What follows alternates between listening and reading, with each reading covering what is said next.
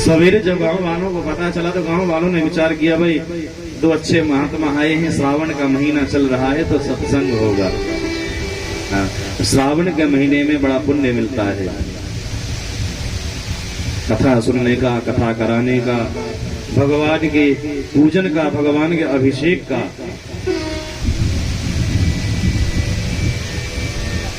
गांव वाले सब मिल करके आए, महात्मा जी से निवेदन किया, महात्मा जी आप बड़े पधारे, अरे आपके दर्शन से तो हम कृतार्थ हो गए हैं, हमारा जीवन धन्य हो गया, महाराज कुछ सत्संग की चर्चा करो। लेकिन दोनों महात्मा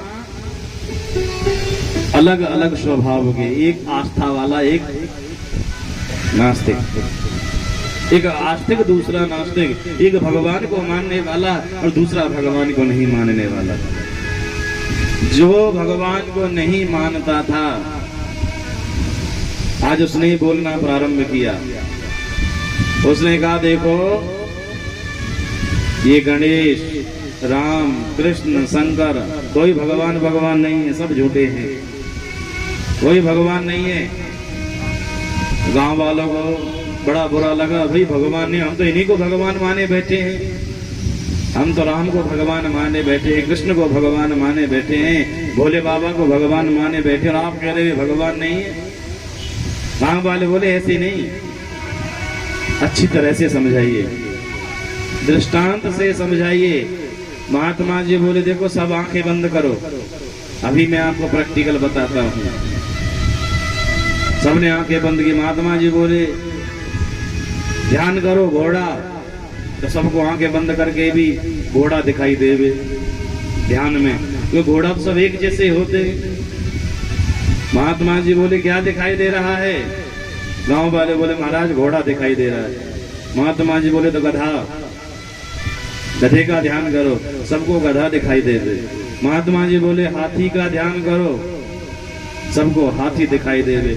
महात्मा जी बोले तो भगवान का ध्यान करो, तो सबको भगवान अलग अलग दिखाई देवे, किसी को राम दिखाई देवे, किसी को भोले बाबा, किसी को माता जी दिखाई देवे, किसी को पिताजी दिखाई देवे।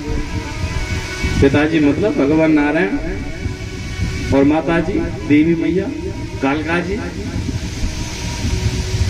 महात्मा जी ने पूछा क्या दिखाई दे रहा है? सबने कहा महाराज मुझे तो भोले बाबा दिखाई दिए। किसी ने कहा मुझे काली मैया दिखाई दी, किसी ने कहा मुझे नारायण दिखाई दिए। महात्मा जी बोले जो अनेक दिखाई दे रहे हैं ना वो सब झूठे हैं। अरे आप क्या मानते हो? गांव वाले बोले भगवान तो एक होता है, जब एक होता है तो फिर इतने क्यों दिखाई दिए आपको? भगवान यदि एक है, जैसे घोड़ा एक है, हाथी एक है, यदि भगवान भी एक है तो एक जैसा आप सबको दिखाई देना चाहिए, अलग अलग क्यों दिखाई दिया?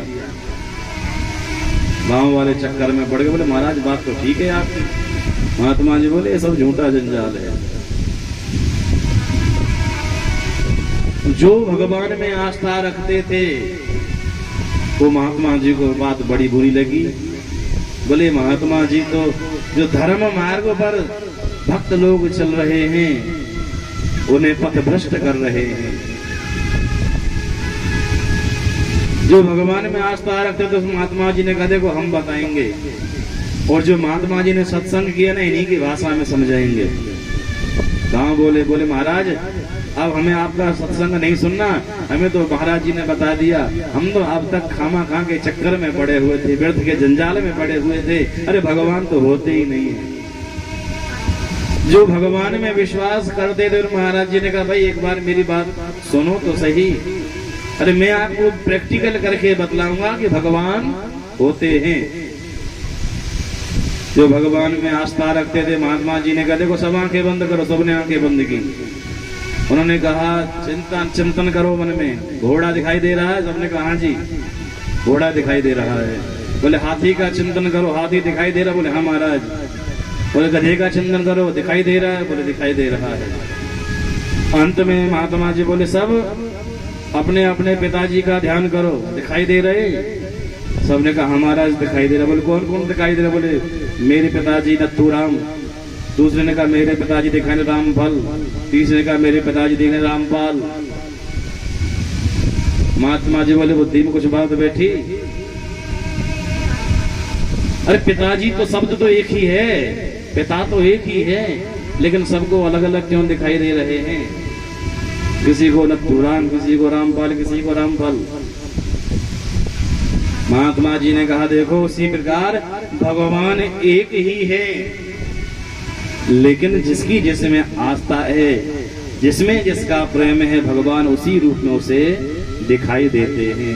यदि हमारी आस्था कृष्ण में है तो हमें कृष्ण दिखाई देंगे, यदि हमारी आस्था शिव में है तो हमें शिव दिखाई देंगे, यदि हमारी आस्था राम में है तो हमें राम दिखाई देंगे, जिनसे हमारा ज्यादा संबंध जुड़ा है।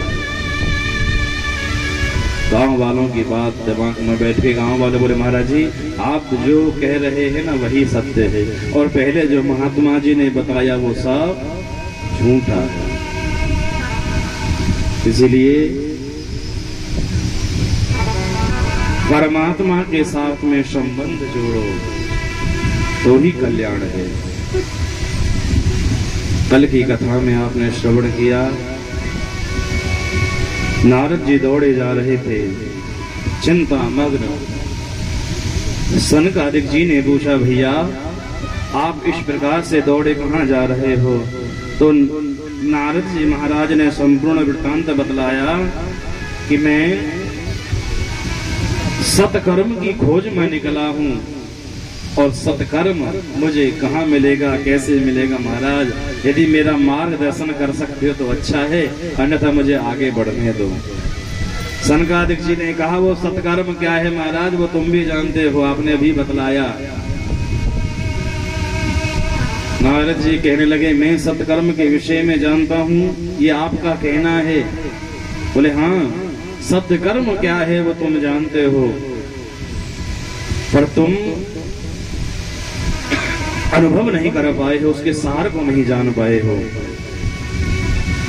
सनकादिक जी ने समझाया जैसे दूध की बूंद बूंद में घी छिपा है, जैसे गन्ने की गांठ गांठ में शर्करा छिपी है, खांड छिपी है, चीनी छिपी हुई है, मिठास है, उसी प्रकार से भगवान सर्वत्र है, पर दिखाई कब देंगे? कि जब हम उसका मंथन करेंगे, उसे आत्मसात करेंगे, उसे निचोड़ेंगे, उसका रस निकालेंगे, तब हमें वो शर्करा प्राप्त होगी, तब हमें वो घी प्राप्त होगा मंथन के बाद में। नारद जी से कहने लगे सनकादिक जी, नारद जी ये सत्कर्म क्या है? ज्ञान मार्ग को ही सत्कर्म कहते हैं, और इसकी कथा हम आपको सुना रहे हैं। हरिद्वार में आनंद नाम के घाट पर श्रीमद् भागवत की कथा प्रारंभ हुई। समस्त श्रोताओं ने देखा ज्ञान, वैराग्य और भक्ति इस भागवत कथा के माध्यम से तीनों ही पुष्ट हो गए, तीनों जवान हो गए। नारद जी ने भी सारा दृश्य अपने नेत्रों से देखा। नारद जी ने कहा भैया ये तो मैंने देखा कि इस भागवत जी के द्वारा भक्ति, ज्ञान और वैराग्य तीनों ही पुष्ट हो जाते हैं, परंतु क्या इस भागवत कथा के माध्यम से भक्ति, ज्ञान, वैराग्य ही पुष्ट होते हैं या और भी कोई लाभ है? सनकादिक जी ने कहा नारद जी आप ये प्रश्न ही छोड़ दो कि के विशुद्धम दिवदन्तु मह्यम, कि क्या क्या विशुद्ध होते हैं, प्रश्न ही छोड़ दो। और जिसने जीवन में पाप ही पाप किए हों, जिसने जीवन में व्यभिचार ही व्यभिचार किया हो, जिसने जीवन में पापाचार किया हो, यदि वह व्यक्ति भी भाव और प्रेम से यदि एक बार भी इस कथा को श्रवण कर लेता है तो निश्चित रूप से उसके सारे पाप नष्ट हो जाते हैं। सनकादिक जी बोले नारद जी इस विषय में मैं आपको एक कथा श्रवण कराता हूं कि तुंगभद्रा नदी के किनारे पर एक ब्राह्मण रहते थे जिनका नाम था आत्मदेव शर्मा। आत्मदेव बड़े ही अच्छे भगवत भक्त, तपोनिष्ठ और भगवान में आस्था रखने वाले ब्रह्मनिष्ठ ब्राह्मण थे। सवेरे उठे, संध्या वंदन करें, भगवान का पूजन करें और जब तक भगवान की पूजा नहीं करते थे तब तक जल भी ग्रहण नहीं करते थे आत्मदेव। उनकी पत्नी का नाम धुंधली। आत्मदेव में जितने गुण थे उनकी पत्नी धुंधली में उतने ही अवगुण थे। उनकी पत्नी कैसी थी धुंधली कि लोक वार्ता रता क्रूरा प्रायसो बहुजल्पिका सूरा च ग्रह कृत्येषु कृपण कलह प्रिया। धुंधली ऐसी कि दो महिलाएं आपस में बातचीत कर रही हो, तुरंत जाकर के अपनी टांग अड़ावे, तुरंत बोलना प्रारंभ कर देवे। यदि दो लोग बातचीत कर रहे हों और जब तक वो आपसे कुछ नहीं पूछें तो आपको नहीं बोलना चाहिए, और यदि बिना बोले आप बीच में टांग अड़ा के बोल जाते हो, ये मूर्खता के लक्षण हैं। हाँ,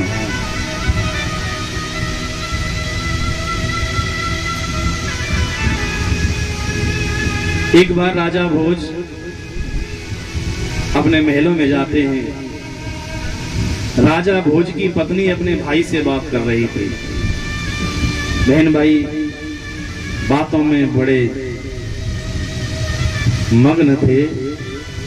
राजा भोज ने जाकर के अपनी बात अड़ाई। बोले क्या बातें कर रहे दोनों भाई बहन? और सहज स्वभाव है, हर व्यक्ति पूछ ही लेता है। बस इतना पूछा था कि दोनों भाई बहन क्या बातें कर रहे हो। इतने में राजा भोज की पत्नी ने कहा आगच्छ मूर्खा, आइए मूर्ख। अब पत्नी पति से बोले सीधे सीधे कि आइए मूर्ख, तो पति को कैसा लगे? राजा भोज को बड़ा बुरा लगा। राजा भोज ने सोचा भाई मैंने तो कोई गलती नहीं की है, और बिना गलती के भी मेरी पत्नी मुझे मूर्ख बता रही है, कारण क्या है? यदि मैं इसके भाई के सामने कुछ इसे डांटूंगा तो भाई इसका पक्ष लेगा, बात और ज्यादा बिगड़ेगी। तो राजा भोज क्रोध को पी गए और सवेरे सवेरे जाकर दरबार में सिंहासन पर बैठ गए, और जो भी दरबार में आवे सभी से यही बातें करे, आगच्छ मूर्ख, आइए मूर्ख, पधारा मूर्ख। कोई भी उनकी बात का बुरा नहीं मानता, लेकिन वो राजा है, किसी को कुछ भी कह सकते हैं। लेकिन सबसे अंत में आए थे कालिदास जी महाराज।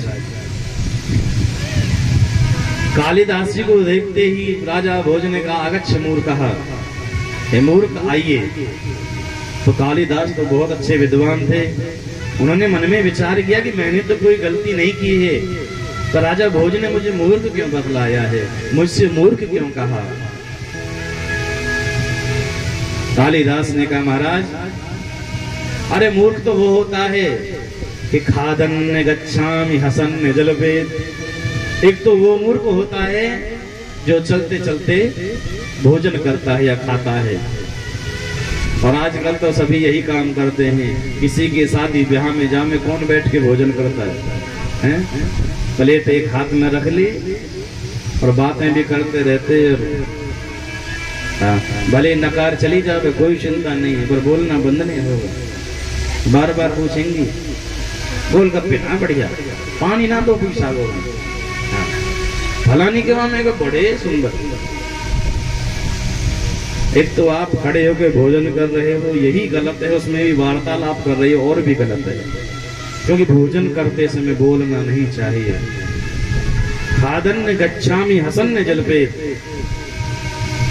और जो बहुत ज्यादा बोलते ना खामा वैसी व्यर्थ में बड़बड़ाते रहते, वो भी मूर्खता के लक्षण हैं। कोई उनकी बातें सुनना भी नहीं चाहता, लेकिन फिर भी वो जबरदस्ती लपेटते रहते हैं। हाँ। राजा भोज की बात को सुनकर के कालिदास जी ने विचार किया कि ना तो मैंने चलते हुए भोजन किया है, ये भी गलती मैंने नहीं की है, और मैं ज्यादा बोलता भी नहीं हूँ, फिर मैं मूर्ख कैसे हुआ? और क्या मन में सोचने लगे कि गतम ने सोचा में कतम ने मन ने। एक वो मूर्ख होता है जो चलते चलते सोचता रहता है और बड़बड़ाता रहता है। आपने कई लोग देखे होंगे, वो चलते भी रहेंगे और अपने आप बोलते रहेंगे, व्यर्थ में ही बड़बड़ाते रहते हैं, तो वो भी मूर्ख होते हैं। चौथा होता है कृतम न मन्ने, कि यदि किसी के ऊपर किसी ने उपकार किया है, किसी की मदद की है, किसी की भलाई की है, उसका एहसान मानना तो दूर, उससे बोलना भी बंद कर देते हैं। ये मूर्खता के लक्षण है। अरे कम से कम और कुछ नहीं तो धन्यवाद तो करो। कालिदासी ने कहा मैंने तो ये गलती में नहीं की है। और पांचवा मूर्ख वो होता है कि द्वाभ्याम तृतीयो ने भवामी राजन कथम पुनर्भोज भवामी मूर्खः। पांचवा मूर्ख वो होता है कि जब दो लोग आपस में बात कर रहे हों और बिना आज्ञा के बीच में बोल जाए। कालिदास जी ने कहा मैंने तो ये गलती भी नहीं की है।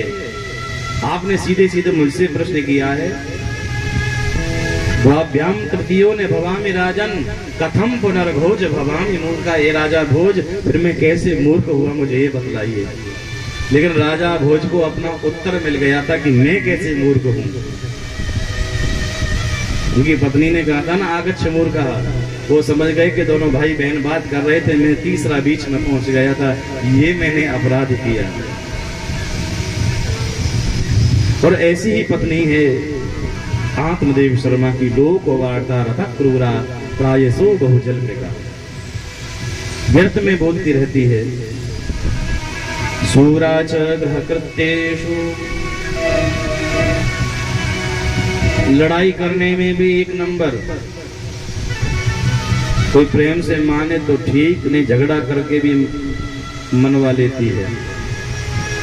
गृह कार्य में निपुण है, बड़े कुशलता पूर्वक गृह कार्य करती है, भोजन अच्छा बनाती है, घर में साफ सफाई भी रखती है। लेकिन एक अवगुण और क्या है, बड़ी लोभी है। किसी को 1 रुपया दान भी नहीं कर सकती है, भले दूसरे का भी उसके घर में आ जावे वो चलेगा। कलह प्रिया, झगड़ालू प्रकृति की है। जब तक पड़ोसन के साथ में 2-4 गाली उसे ना दे लेवे, 2-4 खुद ना सुन लेवे, तब तक उसके मन को शांति नहीं मिलती, तभी उसकी रोटियां बचती है। लेकिन फिर भी आत्मदेव अपने जीवन से संतुष्ट है। आत्मदेव के जीवन में केवल एक ही दुख था कि उनकी कोई संतान नहीं थी, कोई बेटा बेटी घर में नहीं था। आत्मदेव ने अपने हाथों से एक वृक्ष घर में लगाया। वृक्ष लगा तो लिया, हरा भरा भी रहा, बड़ा भी हो गया, पर उस पर कभी कोई फल नहीं आया। एक गौ माता पाली, उस गौ माता ने भी किसी बछड़ा बछड़ी को जन्म नहीं दिया। आत्मदेव एक दिन एकांत में बैठे बैठे यही विचार कर रहे थे कि मैंने ऐसा कौन सा अपराध कर दिया है, ऐसी मैंने कौन सी गलती कर दी है कि जिसका भोग आज मैं भोग रहा हूं। सोचते सोचते मन में विचार आया, अरे ऐसे जीवन से क्या लाभ, यदि मैं इतना अपशकुन हूं, इतना बुरा हूं कि मेरे हाथ से लगाया हुआ पौधा फल भी नहीं देता है, मेरे घर में पाली हुई गाय भी मुझे दूध नहीं दे सकती है, बछड़ा बछड़ी नहीं दे सकती है, तो फिर मेरे जीने का क्या मतलब है। और आज मन में विचार करके आत्मदेव ने सोच लिया कि मुझे घर छोड़ देना चाहिए। गृहं त्यक्त्वा वनं गतः। और आज आत्मदेव घर को छोड़कर वन में जाने लगे। जब वन में जाते जाते बहुत दूर निकल गए तो आत्मदेव चलते चलते जब थक गए तो एक वृक्ष की छाया में बैठ गए और बैठ करके अपने जीवन के वृतांतों को याद करके जोर जोर से रोने लगे कि हे विधाता, तुमने मुझे ब्राह्मण घर में जन्म तो दे दिया, लेकिन मुझसे ऐसा क्या पाप हो गया, क्या अपराध हो गया कि जिसका फल मैं आज भुगत रहा हूं। कि मेरे घर में आपने कोई संतान तक नहीं दी। और अपने पूर्व वृत्तांतों को याद करके जब आत्मदेव जोर से रोने लगा तो उसी मार्ग से पास में से एक पगडंडी निकलती थी, गुजरती थी। इस पगडंडी से एक सन्यासी महात्मा जा रहे थे।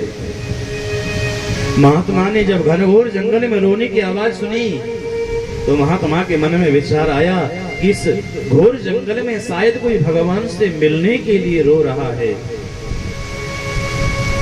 वो आत्मदेव उस आवाज की ओर आगे बढ़े और जाकर के देखा कि वृक्ष की छाया में एक ब्राह्मण जोर जोर से रो रहा है। सन्यासी ने पूछा कि कथम रोदसी विप्रत्वम काते चिंता बलीयसी वदत्वं सत्वरं मह्यं स्वस्य दुःखस्य कारणम्। हे ब्राह्मण देवता, आप इस निर्जन वन में इतनी जोर से क्यों रोए जा रहे हो? कौन सा दुख है? आत्मदेव आज और भी जोर से रोना प्रारंभ कर देता है। ये संसार का नियम है। यदि कोई कंधा देने वाला मिल जाए, आंसू पहुंचने वाला मिल जाए तो आदमी और जोर से रोने लगता है, तो और जोर से फुट फुट कर रोता है। जब आंसू पहुंचने वाला मिल गया तो आत्मदेव और भी जोर से रोया और कहने लगा, हे महात्मन, क्या बतलाऊं कि मैंने शायद पूर्व जन्म में कोई ऐसे घोर पाप किए हैं कि जिनका फल मैं जीवन भर भोग रहा हूं। कि किम ब्रवीमि से दुखम पूर्व पापेन संचितम मदीया पूर्वजास्तोयम कवोष्णमुपभञ्जते। किमुं च ज्ञानं द्विजारूपम् बलिष्ठा कर्मणो गति विवेकं तु समासाद्य त्यज संसारिवासना।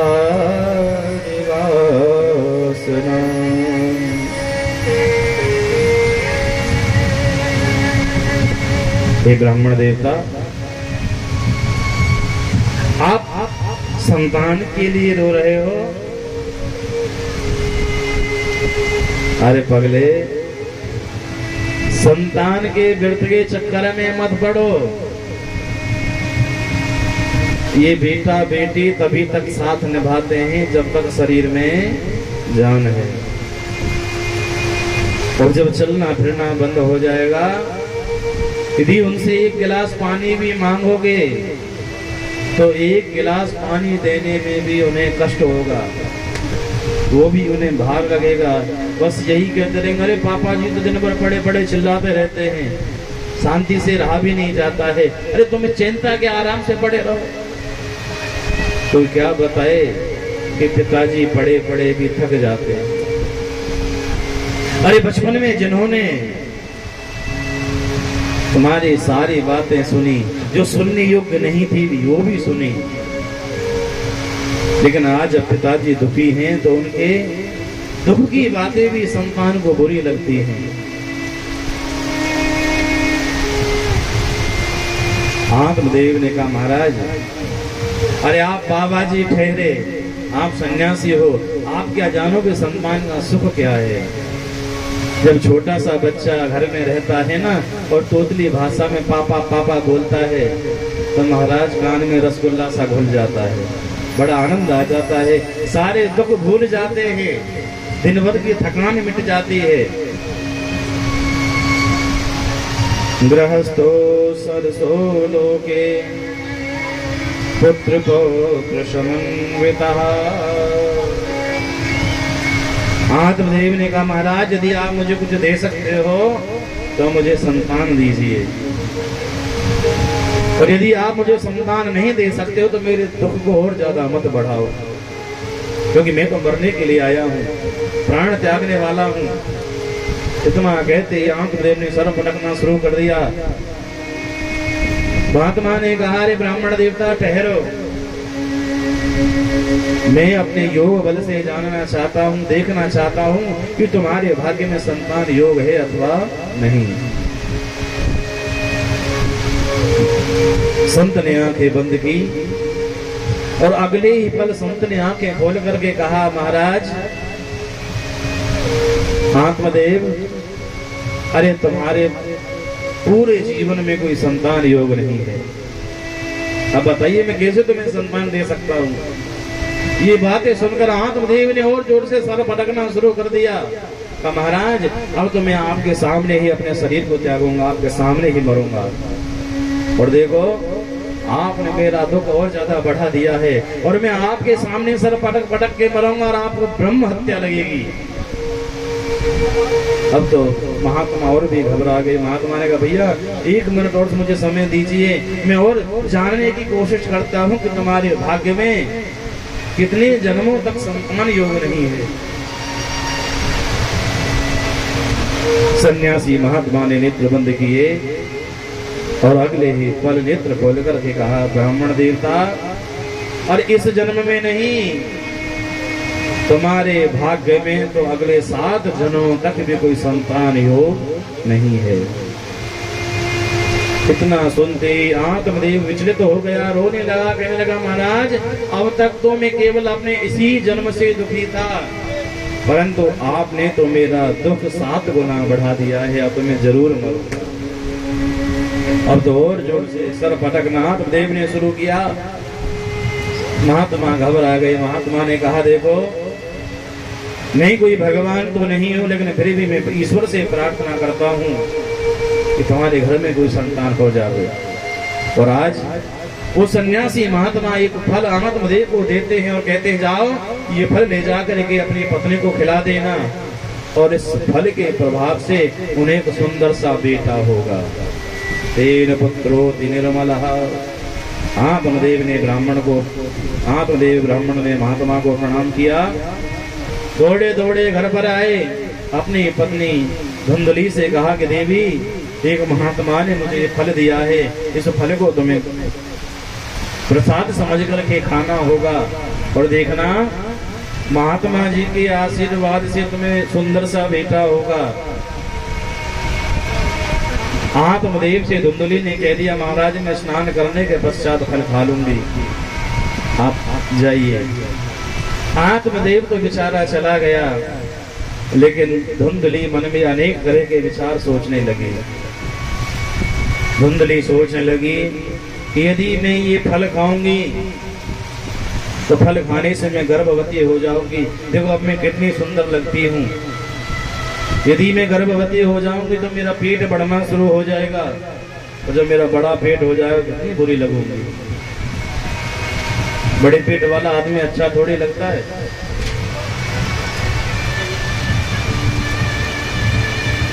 फल भक्षेण गर्भश्चाद गर्भेणोदर वृद्ध्यता स्वल्प भक्षम ततो शक्तिर ग्रह कार्यम कथम भवे।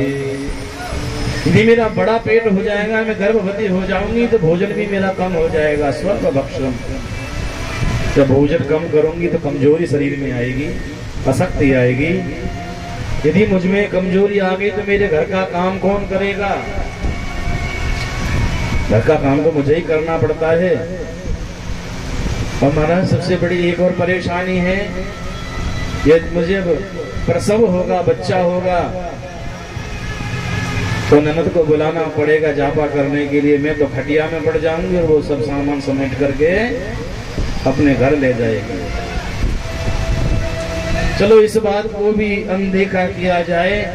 और भी क्या है, यदि कदाचित गांव में चोर आ गई या गांव में आग लग गई, सब लोग तो भाग जाएंगे, लेकिन मैं इतना मोटा पेट लेकर भाग नहीं पाऊंगी और ठोकर खा के यही गिर जाऊंगी।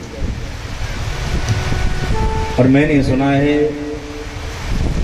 कि जन्म तो चलो माताएं दे देती हैं, लेकिन कई बार ऐसा होता है कि बच्चे को जन्म देते समय भी माँ की मृत्यु हो जाती है। यदि मेरा भी नंबर उसी में आ गया तब मैं तो व्यर्थ में मारी जाऊंगा। अरे उससे भी बड़ा दुख है लालने पालने दुखम। बच्चे के पालन पोषण करने में बड़ा कष्ट होता है। स्वयं गीले में सोना पड़ता है, बच्चे को सूखे में सुलाना पड़ता है, उसकी हर बात का ध्यान रखना पड़ता है कि कहीं मच्छर तो नहीं काट रहे, कहीं खटमल तो नहीं काट रहे। और माताएं सारे कार्य उल्टे सीधे प्रेम से करती हैं। बच्चा रो रहा है, उन्हें ये नहीं पता कि क्यों रो रहा है, और सबसे पहले माताएं क्या काम करेंगे, उसे दूध पिलाएंगी। शायद भूखा है इसलिए रो रहा होगा। लेकिन बच्चा फिर भी रोना जब बंद नहीं करता है तो माँ का लगता है कि शायद इसके पेट में दर्द है, माता पेट दर्द की दवाई देगी। लेकिन फिर भी जब बच्चा रोना बंद नहीं करता है तो माता बच्चे की नजर उतारती है। कल पड़ोसन आई थी, मुझे लगता है उसी की नजर लगी होगी मेरे लाला को। नजर भी उतारती है, नमक मिर्च भी करती है, ना जानती भी अनेक प्रयास बच्चे को शांत रखने के लिए माँ ज्ञानवश करती है। इसी प्रकार सोचते विचारते धुंधली ने वो फल नहीं खाया।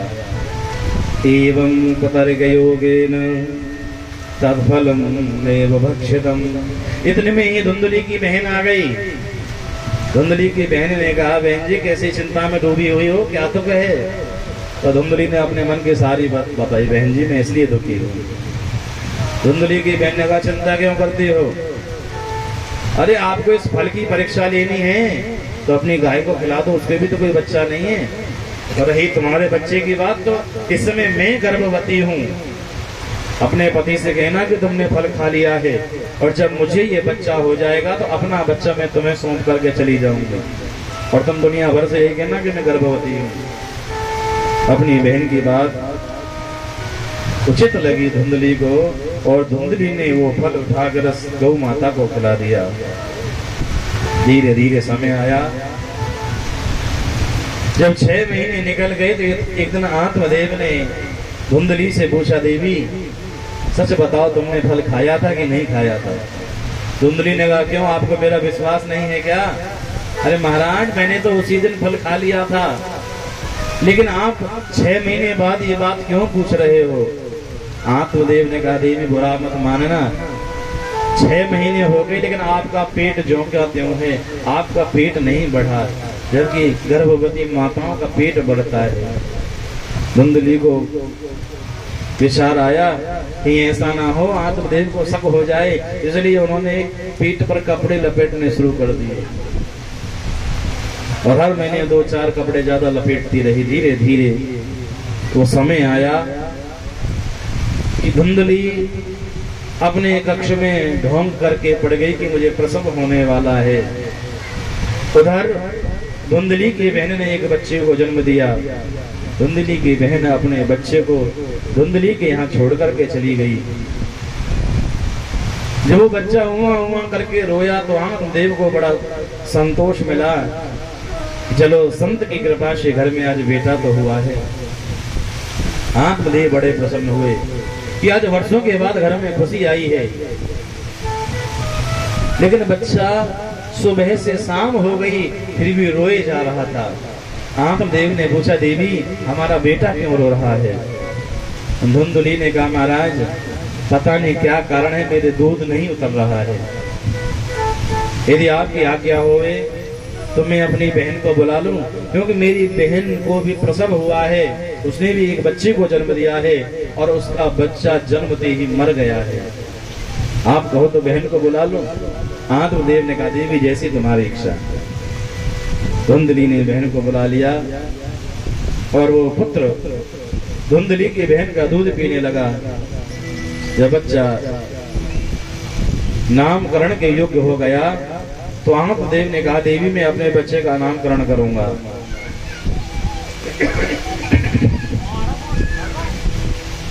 धुंधली ने कहा, महाराज भले आपको बुरा लगे पर सत्य कहती हूँ, क्योंकि मैंने इस बच्चे को अपने कोख में 9 महीने रखा है, इसलिए इसका नामकरण तो मैं ही करूंगी। देखिए मेरा नाम है धुंधली और मेरे बेटे का नाम होगा धुंधकारी। आत्मदेव ने कहा, देवी जैसा तुम्हें अच्छा लगे। धीरे धीरे समय बीता और जिस गाय को धुंधली ने फल खिलाया था उस गाय ने भी एक बच्चे को जन्म दिया। उस बच्चे का सर्वांग शरीर तो मनुष्य के जैसा है परंतु उसके कान गाय के जैसे हैं, इसलिए उसका नाम रखा गया गोकर्ण। बोली गोकर्ण जी महाराज की जय। धीरे धीरे दोनों बच्चे बड़े हुए कि कियत काले न तौ जातौ तरणौ तनया बभौ गोकर्ण पंडितो ज्ञानी धुंधकारी महाखलः। जब दोनों बच्चे बड़े हुए तो जो गोकर्ण था वो बहुत विद्वान पंडित बना और जो धुंधकारी था वो एक नंबर का दुष्ट बना। वो रोज उदंडता करता, कभी कहीं चोरी करता, किसी के साथ मारपीट करता, कभी झगड़ा करता और रोज उसकी कोई न कोई शिकायतें आती रहती थी। आज आत्मदेव एक दिन एकांत में बैठकर यही सोचने लगे कि मैं तो आज अपने बेटे की उदंडता से बड़ा दुखी हो गया हूँ। पूरा गांव थू थू करता है, पूरा गांव कहता कि आत्मदेव तो बड़े अच्छे हैं पर उनका बेटा बड़ा दुष्ट है। एक माता पिता के लिए सबसे बड़े दुख का कारण यही रहता है। आज आत्मदेव एकांत में बैठकर यही सोचने लगे कि ना इंद्र को सुख है ना चक्रवर्ती सम्राट को सुख है। यदि सुखी है जो एकांत में रहकर भगवान का भजन करता है केवल वही सुखी है, अन्यथा सब दुखी है। ध्यान देना, आत्मदेव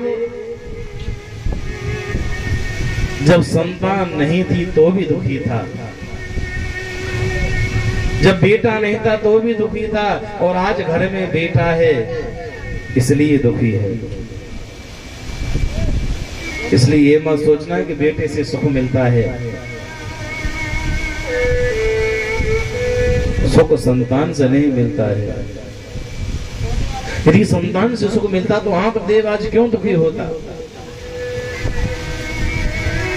आत्मदेव मन में सोचने लगा कि इस जीवन का क्या लाभ, क्यों ना मैं इस घर को छोड़कर वन में जाकर के भगवान का भजन करूं, जंगल में चला जाऊं। और आज फिर से दूसरी बार आत्मदेव जंगल में जाने का मन बना लेता है। इतने में गोकर्ण जी आए और गोकर्ण जी ने पिताजी से हाथ जोड़कर के निवेदन किया, पिताजी आपके मन में घर छोड़ने का विचार आया तो है पर देरी से आया है। यदि घर छोड़ने का विचार मन में पहले आ गया होता पिताजी तो आपका तो अब तक कल्याण हो गया होता। पर पिताजी कोई बात नहीं, जागे तभी सवेरा है। भले आपको विचार विलंब से आया, देरी से आया है पर अच्छा आया। और आज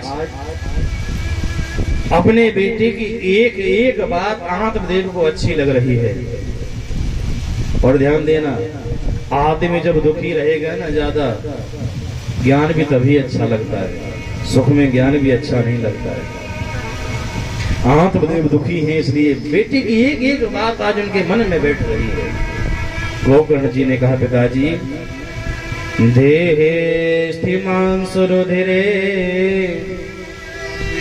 अभिमतिं त्यजत्वं जाया सुतादिषु सदा ममतां विमुञ्च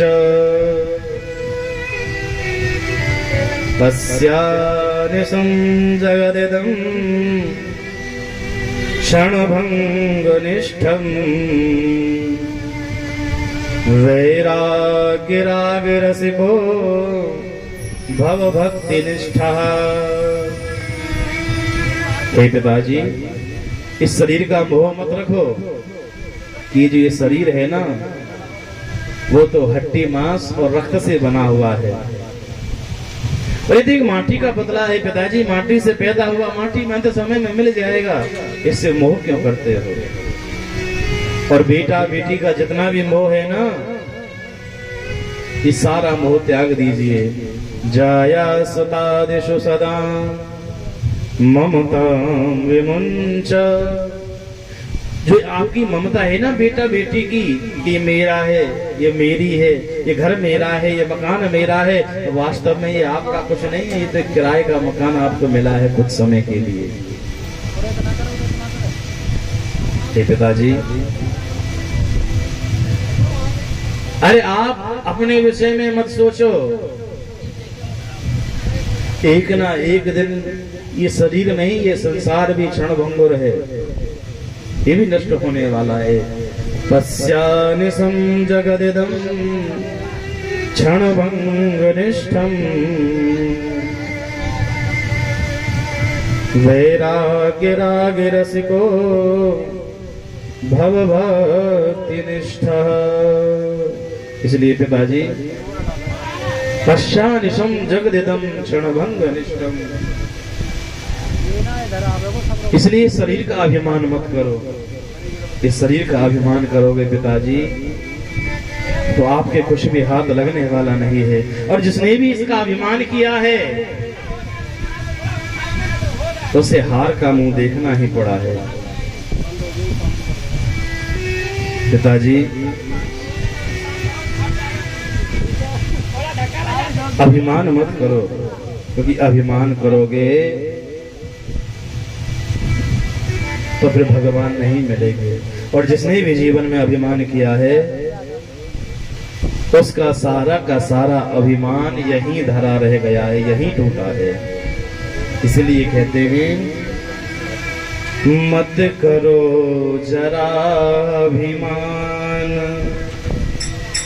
माटी में माटी मिल जाएगी। मत करो जरा अभिमान, माटी में माटी मिल जाएगी। मत करो जरा अभिमान। प्रेम से तालियों की सेवा करते हुए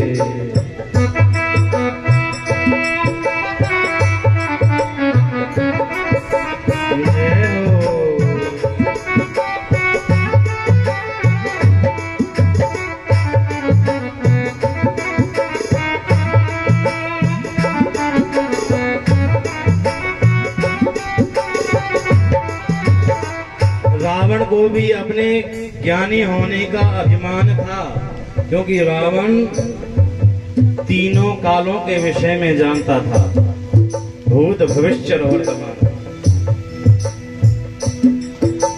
रावण ने भी अपने ज्ञान का किया बड़ा अभिमान। ओ रावण ने भी अपने ज्ञान का किया बड़ा अभिमान। रावण ने भी अपने ज्ञान का किया बड़ा अभिमान। ओ रावण ने भी अपने ज्ञान का किया बड़ा अभिमान। लेकिन जब उसकी मृत्यु आई तो उसका सारा ज्ञान धरा का धरा रह गया, कोई काम नहीं आया। रावण ने भी अपने ज्ञान का किया बड़ा अभिमान। ओ रावण ने भी अपने ज्ञान का किया बड़ा अभिमान।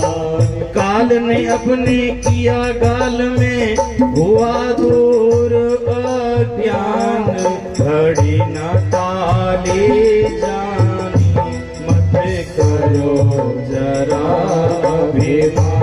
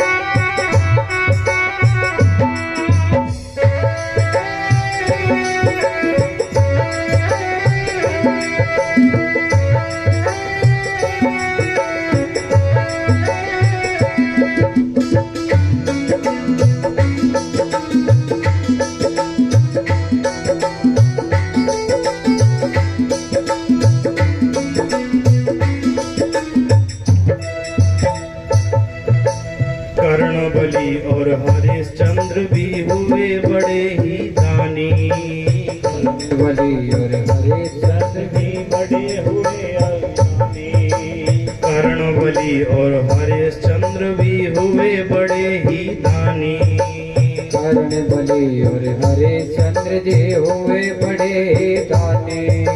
जाकर बिक गए थे काशी में, काम न आया कोई दान। ये माया आनी जाने मत करो जरा अभिमान।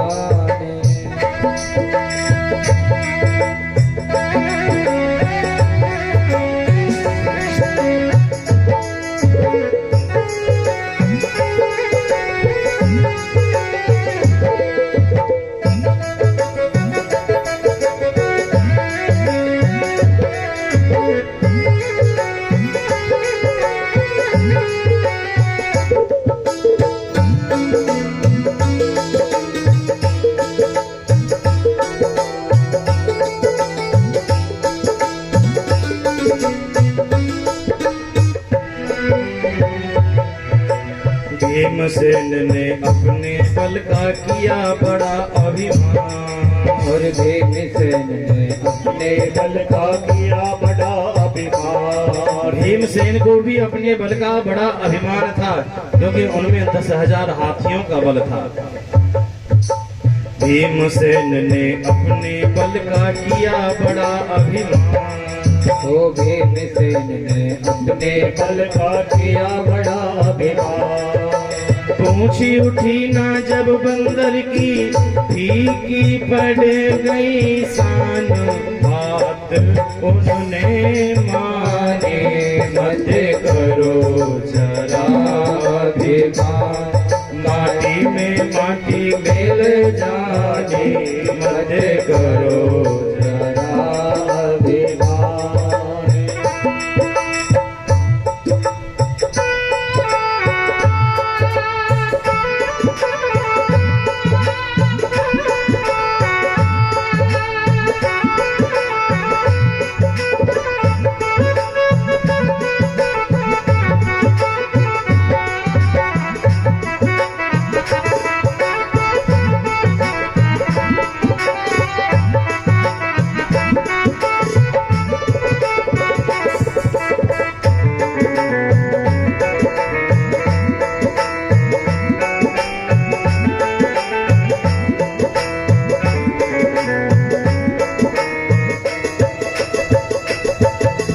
कोमल शरण गुरु की जाकर दूर हुए अभिमान। ओ कोमल शरण गुरु की जाके दूर हुए अभिमान। कोमल शरण गुरु की जाकर बनते बिगड़े काम। कोमल शरण गुरु के जाके बनते बिगड़े काम। माधव भक्ति करो हरि की, सदुआ गड़ी है काम। बहती है यमुना रानी, मत करो जरा अभिमान। माटी में माटी मिल जानी। मत करो जरा अभिमान। माटी में माटी मिल जाने, मत करो जरा अभिमान। बोलिए भक्त वत्सल भगवान के जय। गोकर्ण जी ने कहा, पिताजी धर्मं भजस्व सततम, त्यज लोक धर्मान्, सेवस्व साधु पुरुषान्, जहि काम तृष्णा। पिताजी धर्म का आचरण करो, धर्मं भजस्व सततम। और 3 धर्म बतलाए, भागवत धर्म, पारमार्थिक धर्म और लौकिक धर्म। हम ग्रस्त जीवन जी रहे हैं तो हमारा कर्तव्य है कि भगवत भजन भी करते रहे, भक्ति में भी लगे रहे। और केवल ये नहीं कि भक्ति में ही लगे रहे, भक्ति के साथ साथ दूसरा हमारा धर्म है परमार्थ करना। परमार्थ क्या है? किसी की सेवा करना, कोई दुखिया है उसे सहारा देना, कोई भूखा है तो अन्नदान करना, किसी को धन की आवश्यकता है तो धन का दान देना, किसी को विद्या की जरूरत है तो विद्या का दान देना। जैसी आप में सामर्थ्य है, जैसी शक्ति है, उसके अनुसार आप अपना धर्म निभाओ। तीसरा है लौकिक धर्म। लौकिक धर्म हमारा क्या है कि हम संसार में रह रहे हैं तो हमारा सबसे पहला धर्म है कि हम बच्चों का पालन पोषण करें। ऐसा नहीं कथा सुन के वैरा के जाके जावे, बोले अब तो मंदिर पे रहेंगे, वहीं घंटा बजाएंगे। आप गृहस्थ जीवन जी रहे हैं तो सबसे पहला कर्तव्य है कि बच्चों का पालन पोषण करो। जब बच्चे समर्थ हो जाएं, अपने पैरों पर खड़े हो जाएं, तब खूब बाबा जी बनो, खूब भजन करो, कोई रोक टोक नहीं,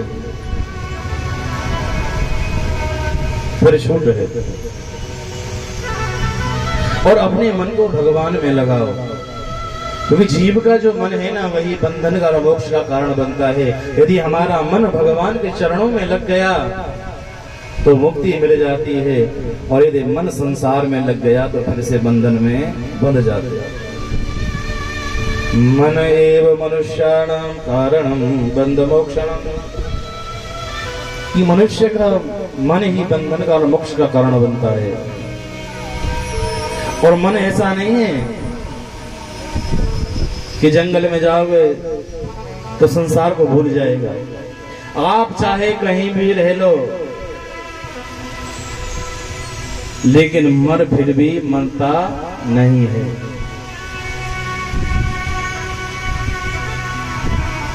मन को मारने के लिए मंत्र का आश्रय लेना पड़ता है।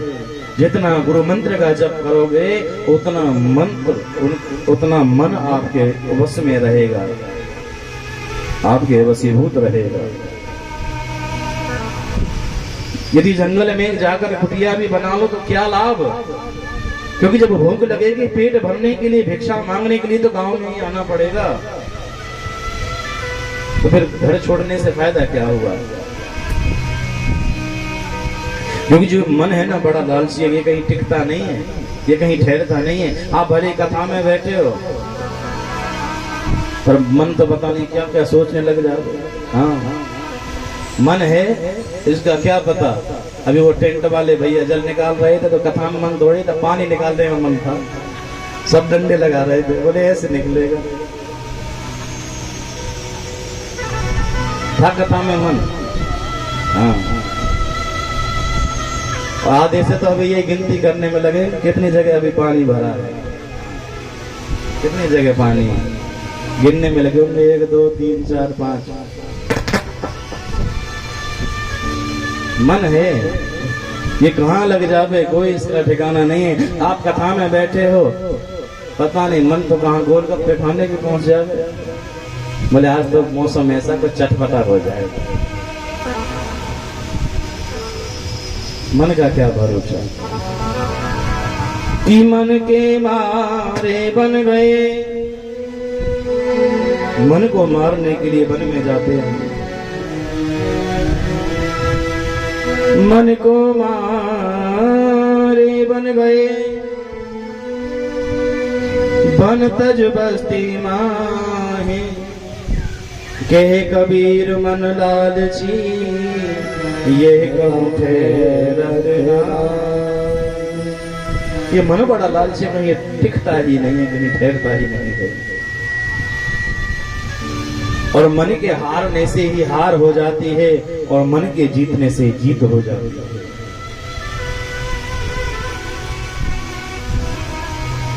कि मन के हारे हार है, मन के जीते जीत।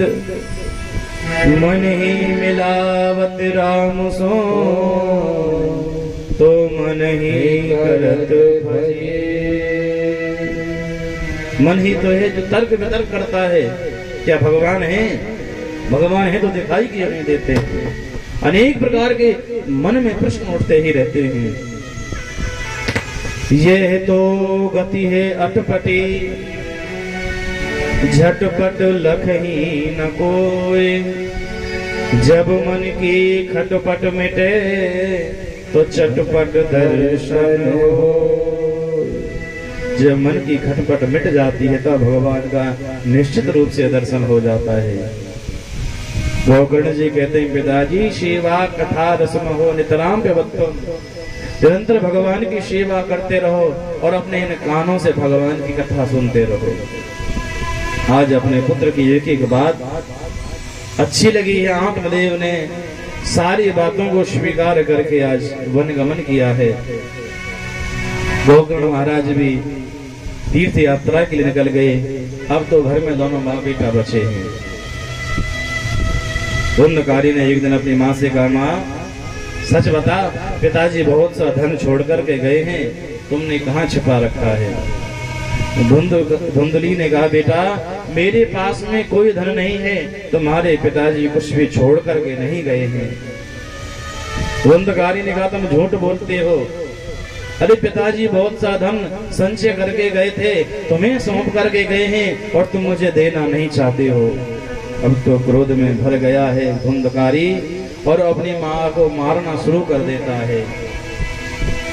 आज वृद्धावस्था में बेटे की मार के कारण धुंधली बड़ी उदास हो जाती है, विकल हो जाती है। और आज संध्या वेला में, शाम के समय अंधेरे में घर का त्याग कर देती है। घर छोड़ के जैसे ये बाहर निकली,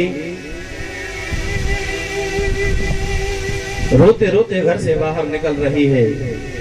मन में अनेक तरह के ख्याल विचार चल रहे हैं।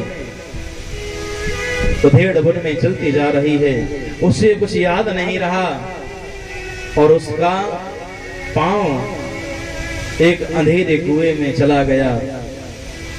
अपने आप को संभाल नहीं पाई और लड़खड़ाते हुए धुंधली भी उसी अंधेरे कुएं में जा गिरी और वहीं पर उसका प्राणांत हो गया, मृत्यु को प्राप्त हुई।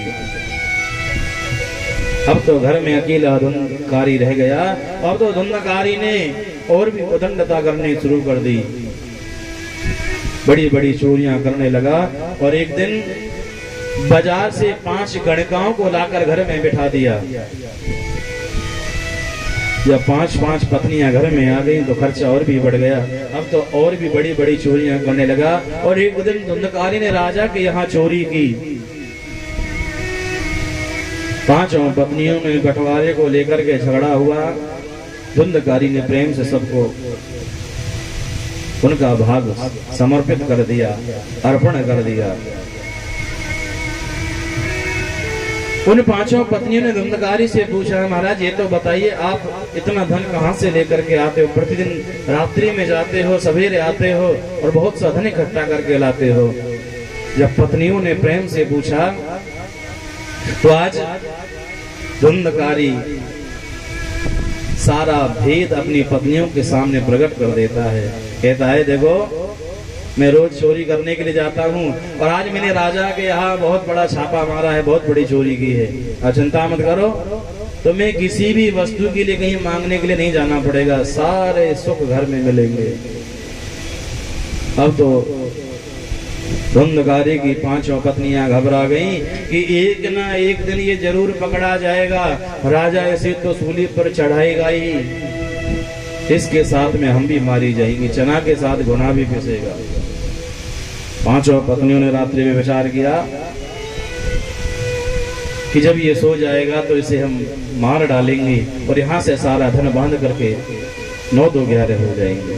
जैसे ही रात्रि में धुंधकारी सोया, 5 पत्नियों ने मिलकर उसे चारपाई के साथ में बांध दिया, उसमें मार लगाई, उसके मुंह में जलते हुए अंगार डाले। जलते हुए अंगार की पीड़ा के कारण तड़पते तड़पते धुंधकारी ने देह छोड़ दिया, प्राण त्याग दिए। 5 पत्नियों ने घर का सारा सामान इकट्ठा किया और सारा घर का सामान लेकर के वहां से निकल गई। सूत जी महाराज कहते, सोनक जी, सुधामयम वचो याशाम कामिनाम रसवर्धनम। जो स्त्रियां होती है ना, चाहे कितनी भी मीठी वाणी में बोले, उनका विश्वास मत करो। ये मैं नहीं कह रहा हूं, सूत जी कह रही है ऐसा। कामिनाम रसवर्धनम, वो ऐसे हैं कि जैसे जहर से भरे हुए घड़े में ऊपर शहद लगा है। अपना कार्य सिद्ध करने के लिए मीठा मीठा बोलती हैं, इसलिए उनसे दूर ही रहना अच्छा है। तीर्थ यात्रा पर गए हुए गोकर्ण को जब पता चला कि बड़े भैया जी की मृत्यु हो गई है, तो गोकर्ण जी ने भाई के लिए तर्पण भी किया, गया जी में जाकर श्राद्ध भी किया। और जब 1 वर्ष के बाद गोकर्ण जी महाराज वापस अपने घर पर आए तो घर तो बहुत दिन से बंद पड़ा था। दरवाजा खोला, सफाई करके आसन लगाया, लेट गए। और जैसे लेटने के लिए हुए तो सामने की दीवार पर उन्हें बार बार तरह तरह की आकृतियां दिखाई देती हैं। कभी आकृति भेड़ के रूप में, कभी हाथी के रूप में, कभी भैंसा के रूप में, कभी इंद्र के रूप में, कभी अग्नि के रूप में। गोकर्ण जी ने कमंडल में से जल लिया, उसे अभिमंत्रित करके उस आकृति के ऊपर छिड़क दिया। वो आकृति एक प्रेत रूप में प्रकट हो गई और इस सारे से बातें करने लगी। संज्ञा मात्रम चकारः, क्योंकि जो धुंधकारी था वो प्रेत बन गया और वो आकृति उस धुंधकारी की थी। प्रेत के मुख नहीं होता है, कान नाक नहीं होते हैं, आंख नहीं होती, केवल उसकी जगह छत्र रहते हैं। और वो छेद में से कैसे बोले बेचारा। गोकर्ण जी ने दोबारा फिर से कमंडल में से जल लिया, उसे अभिमंत्रित करके उस प्रेत के ऊपर छिड़का। तो आज वो प्रेत बोलना प्रारंभ करता है। वो प्रेत कहता है कि अहम भ्राता त्वदेयोस्मि धुंधकारी रामतः स्वकीयेनेव दोषेण ब्रह्मत्वं नाशितं मया। भैया, मैं तुम्हारा बड़ा भाई धुंधकारी हूँ और मैंने अपने कुकर्मों के कारण मैंने अपना ब्रह्मत्व नष्ट कर लिया था। भैया सच्ची बात बताऊं, जब से मेरी मृत्यु हुई है ना, तब से आज तक मैं भूखा तड़प रहा हूँ। और अब तक मैं वाताहारेण जीवामि, ये वायु पीकर के जिंदा हूँ। ये भैया कोई ऐसा यत्न करो, कोई ऐसी कृपा करो कि जिससे मैं प्रेत योनि से मुक्त हो जाऊं। गोकर्ण जी ने कहा, पर भैया जब मुझे तुम्हारी मृत्यु का समाचार मिला तो मैंने तुम्हारे लिए गया जी में जाकर श्राद्ध किया है, गया श्राद्ध किया है। धुंधकारी ने कहा, अनुज छोटे भाई, अरे तुम एक गया श्राद्ध की बात करते हो, गया साध सते नापे मुक्तिर्मे न भविष्यति। आप एक नहीं बदले जाकर के 100 गया श्राद्ध करो तो भी मेरी मुक्ति नहीं होगी, क्योंकि मैंने पाप ही इतने भयंकर किए हैं, बड़े भारी पाप किए हैं भैया मैंने।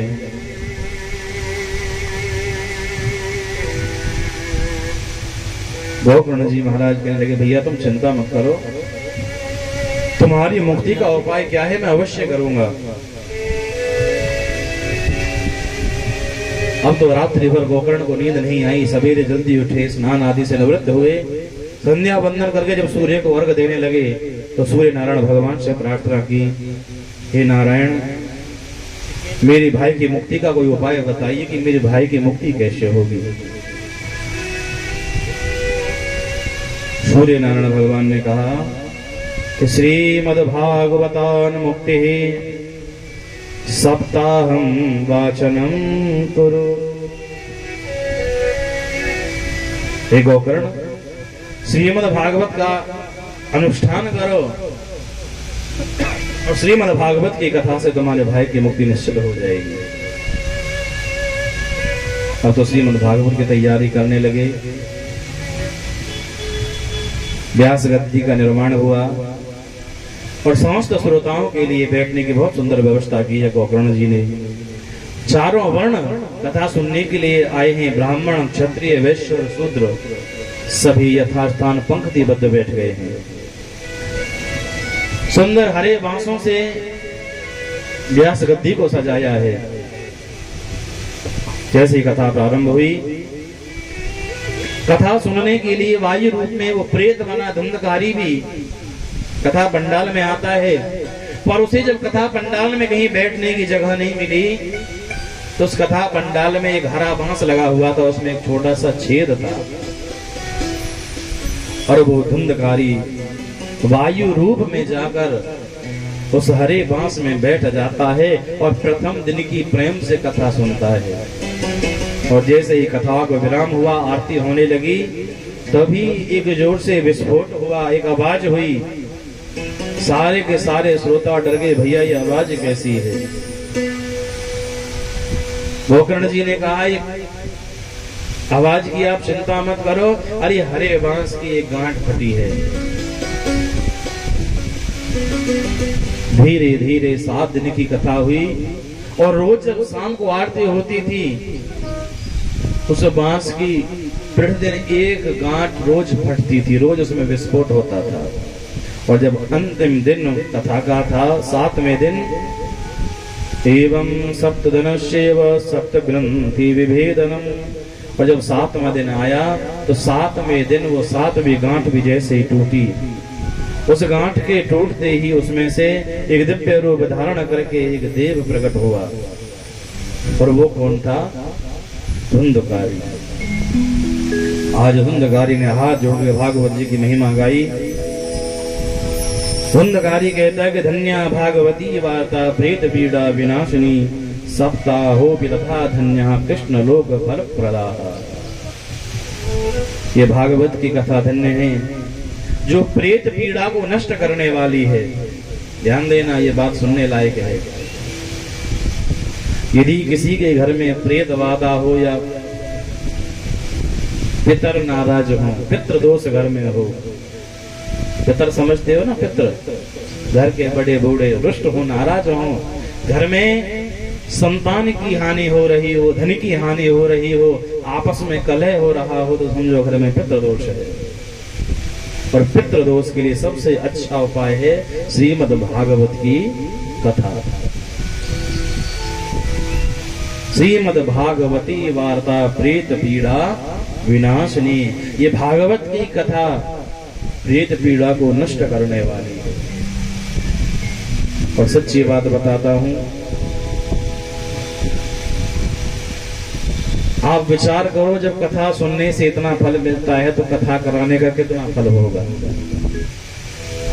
भाई, जो व्यक्ति इतना बड़ा आयोजन करता है और स्वयं चाहे लाभ ले या ना ले, पर पूरे समाज को, पूरे गांव को लाभान्वित कराता है,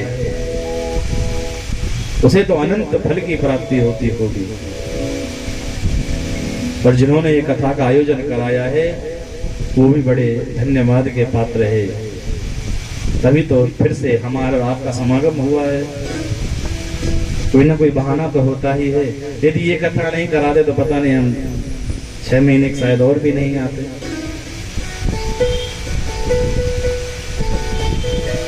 भली रिश्तेदारी में आपको कोई रोज फोन करेगा, भैया आओ तो सही कभी मिलने के लिए, अब रोज यही कहोगे भाई बड़े बिजी हैं, समय नहीं मिलता है जी।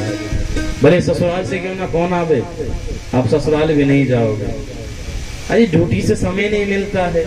और यदि वहां कोई प्रोग्राम हो, कोई कार्यक्रम हो, आपको फिर जरूर जाना पड़ेगा। कोई ना कोई बहाना हो। भागवत की जो कथा है वो प्रेत पीड़ा नष्ट करने वाली है। और आप देख ही रहे हो, पिछली कथा में सब पंखे हिलाते रहते थे, और अब शायद चाहते कि पंखा बंद हो जाए तो अच्छा। ज्यादा समय थोड़े हुआ है। अब सच्ची बताओ, गर्मी लग रही है कोई आज? नहीं लग रही ना? माधव को तो लग रही है। देखो बोधे आदमी लगे ही है। हाँ, मैं इनसे कहता हूँ थोड़ा घी खाया कर। संस्कृत में कहावत है, ऋणम कृत्वा घृतम कवेत। भले कर्जा करके खाओ पर घी खाओ, अच्छा।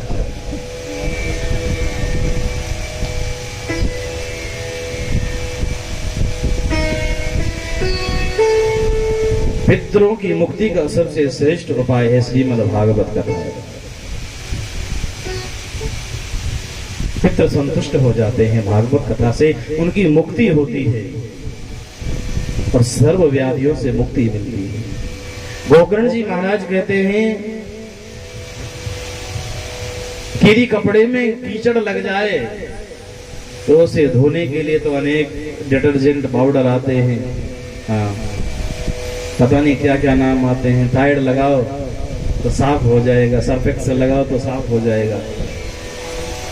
यदि संसार रूपी कीचड़ को धोना है तो उसके लिए सबसे अच्छा डिटर्जेंट क्या है? संसार कर्दमा लेप प्रक्षालन पटीयसी। संसार रूपी कीचड़ को धोने का सबसे अच्छा साबुन है ये श्रीमद् भागवत की कथा। गोकर्ण जी बड़े भाव से धुंधकारी की सारी बातें सुन रहे हैं और गोकर्ण जी मन ही मन मुस्कुरा भी रहे हैं। धुंधकारी भागवत की महिमा गा ही रहे थे, तभी एक आश्चर्य हुआ। आकाश से एक विमान आया धुंधकारी को लेने के लिए, उसमें भगवान के पार्षद थे। और जैसे ही वो विमान धुंधकारी को लेकर के जाने लगा तो गोकर्ण जी ने भगवान के पार्षदों को रोक करके पूछा, भैया कथा तो सबने सुनी है, तो सबके लिए विमान लाने चाहिए था, आप एक विमान क्यों ले करके आए? कथा तो सबने सुनी, सबको मुक्ति मिलनी चाहिए।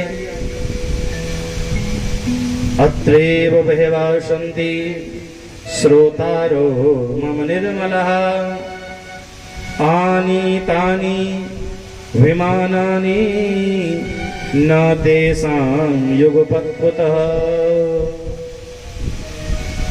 भगवान के पार्षदों ने हाथ जोड़ करके कहा, गोकर्ण जी कथा तो सबने सुनी है, लेकिन केवल सुनी ही सुनी है, उसका चिंतन, उसका मनन, उसका अनुमोदन, उसका निधिध्यासन किसी ने नहीं किया है।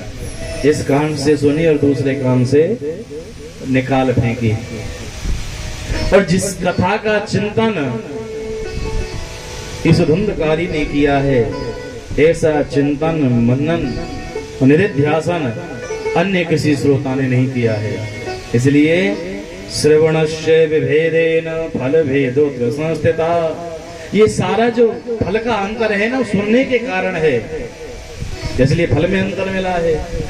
जैसी कथा मन से धुंधकारी ने सुनी है तो उनको वैसा फल मिला, और जिन्होंने मन से कथा नहीं सुनी उनके लिए कोई विमान नहीं आया।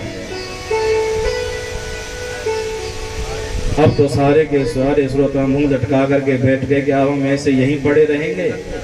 गोकर्ण जी ने कहा, चिंता मत करो, अगले महीने फिर से कथा का आयोजन होगा और इस बार सब सावधान रहना। अगले महीने महाराज फिर से कथा का आयोजन ही हुआ और इस बार सारे श्रोता बड़े सावधान हैं, सब प्रेम से कथा सुन रहे हैं। और जैसे ही कथा को विराम हुआ, साक्षात नारायण उस कथा में प्रकट हुए हैं। बोले लक्ष्मी नारायण भगवान की जय जय। और जैसे अयोध्या वासियों को श्री राघवेंद्र सरकार अपने साथ लेकर के गए थे, आज उसी भांति भगवान श्री कृष्ण गोकर्ण और समस्त श्रोताओं को साथ में लेकर गोलोक धाम को जाते हैं। अयोध्या वासिनः पूर्वं यथा रामेण संगताः तथा कृष्णेन ते नीता गोलोकम योगी दुर्लभम। बोले गोकर्ण जी महाराज की जय। सूत जी महाराज ने शौनक आदि ऋषियों से पूछा, संतो कथा कैसी लगी, समझ में आई कि नहीं आई? आपकी समझ में आई कि नहीं आई? आपकी तरह सिर हिलाते हुए शौनक आदि ऋषियों ने कहा, महाराज कथा समझ में आई, पर केवल समझ में आई, बुद्धि में नहीं बैठी। आप इसका तत्व क्या है, इसका रहस्य क्या है, इसका भेद क्या है, वो हमें बतलाइए। सूत जी महाराज कहने लगे, संतो ये आत्मदेव कौन है?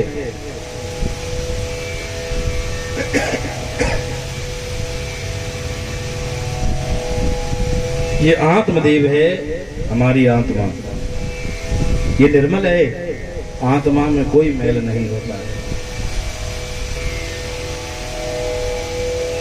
और ये धुंधली कौन है? ये धुंधली है हमारी संशय आत्मा का बुद्धि।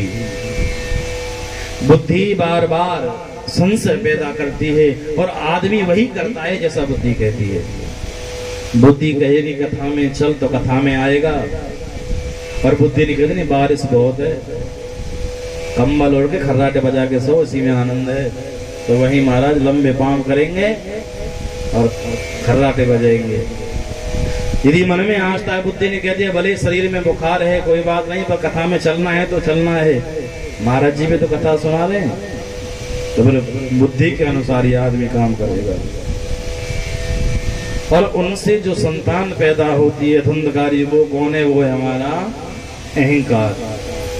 और जब तक जीवन में अहंकार रहता है तब तक भगवान नहीं मिलते हैं। जब जीवन का अहंकार नष्ट हो जाएगा तब भगवान मिलेंगे।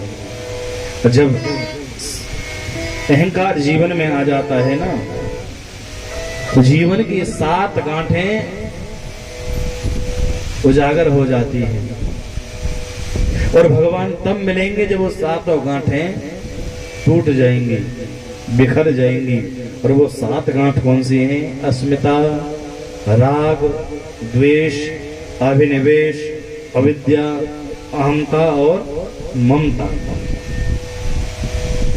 सारा चक्कर इसी का तो है। अब कथा में सुन रहे हैं, कितनी बार हमसे भी लोग बोलते हैं गुरुजी हमारे भाई का सब आपको ही, हाँ सब आपको, मुझे और खामा का वो बदनाम कर दे। भाई मैंने कौन सी तुम्हारी रजिस्ट्री नाम करा ली? सब आपका है। और यदि गुरुजी लेने की बात सच में कर देना, भैया आज ही मकान खाली कर दो, दूसरे किराएदार रखने में, गुरुजी पे उल्टा केस हो जाएगा। बस कहने को आपका है,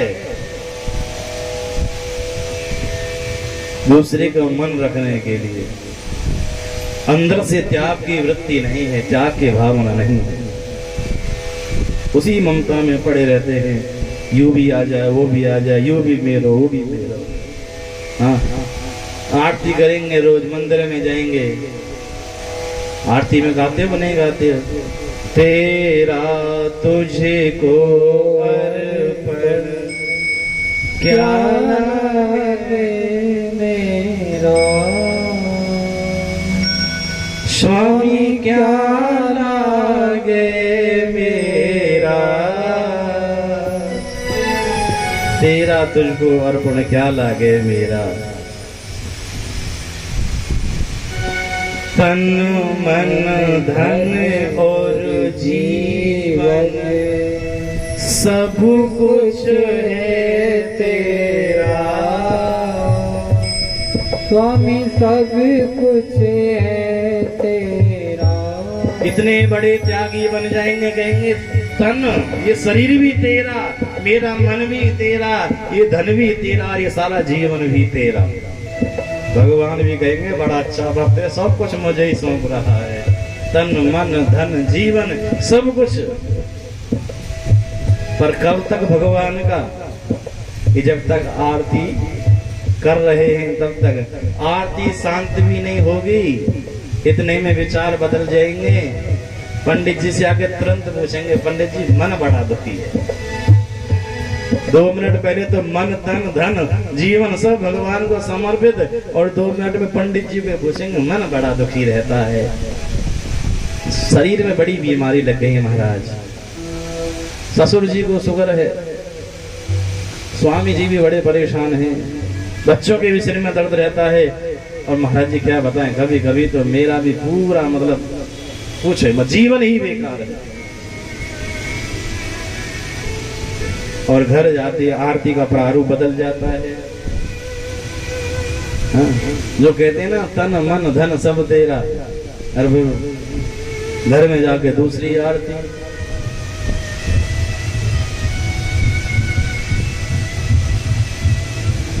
फिर तेरा तुझको अर्पण नहीं करेंगे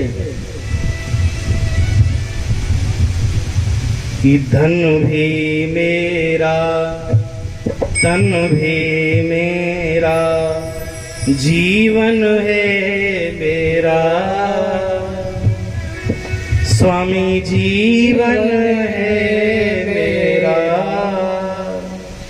और अपना ही नहीं, मेरा भी मेरा है, पड़ोसी का भी मेरा। मेरा तो मेरा है, पड़ोसी का भी मेरा हो जाओगे। इसलिए फिर भगवान से कहेंगे मेरा मुझको दे दो, क्या लागे तेरा स्वामी, क्या लागे तेरा, मेरा मुझे दे दो, तेरा इसमें है ही क्या। यही तो ममता है जो छूटती नहीं।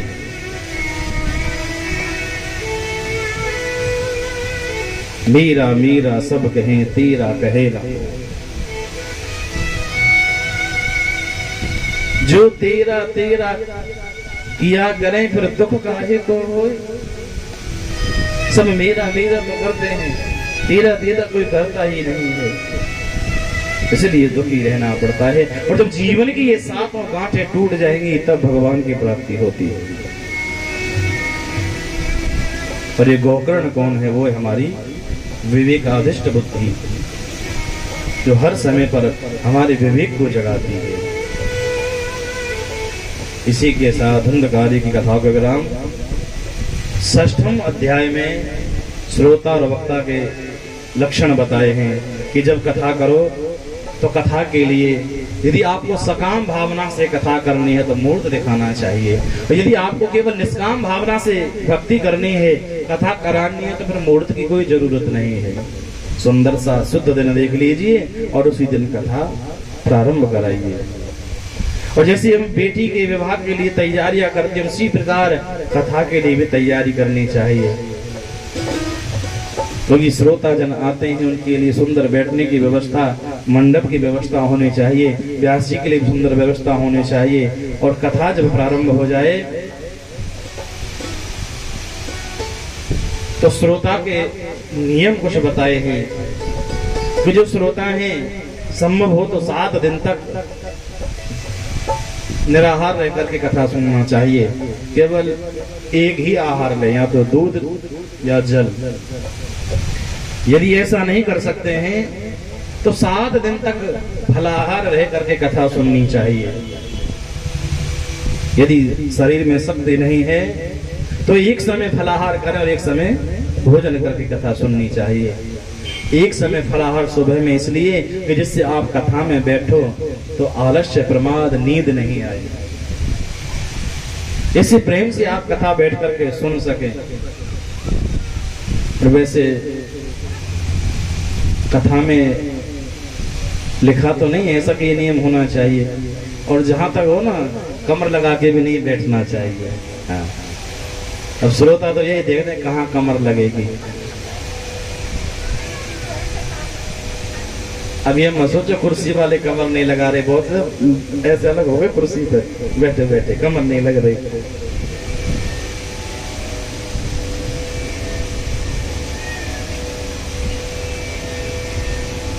जब तक कथा में आप बैठे हो प्रथम दिन से लेकर 7 दिन तक नाखून भी नहीं काटने चाहिए, क्षौरकर्म नहीं करना चाहिए, बालों में संभव हो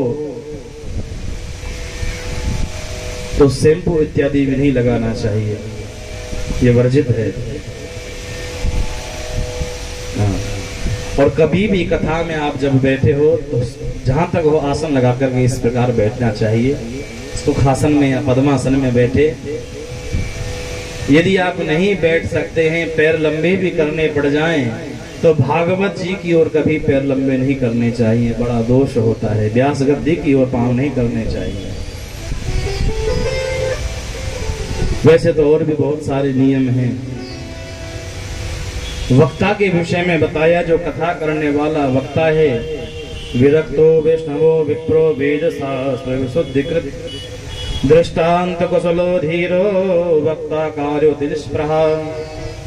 जो वक्ता है, व्यास है, वो विरक्त होना चाहिए, वैष्णव होना चाहिए। वैष्णव का मतलब होता है जो भगवान विष्णु की पूजा करते हो, जो कृष्ण की पूजा करते हो, जो भगवान राम की पूजा करते हो, वैष्णव है।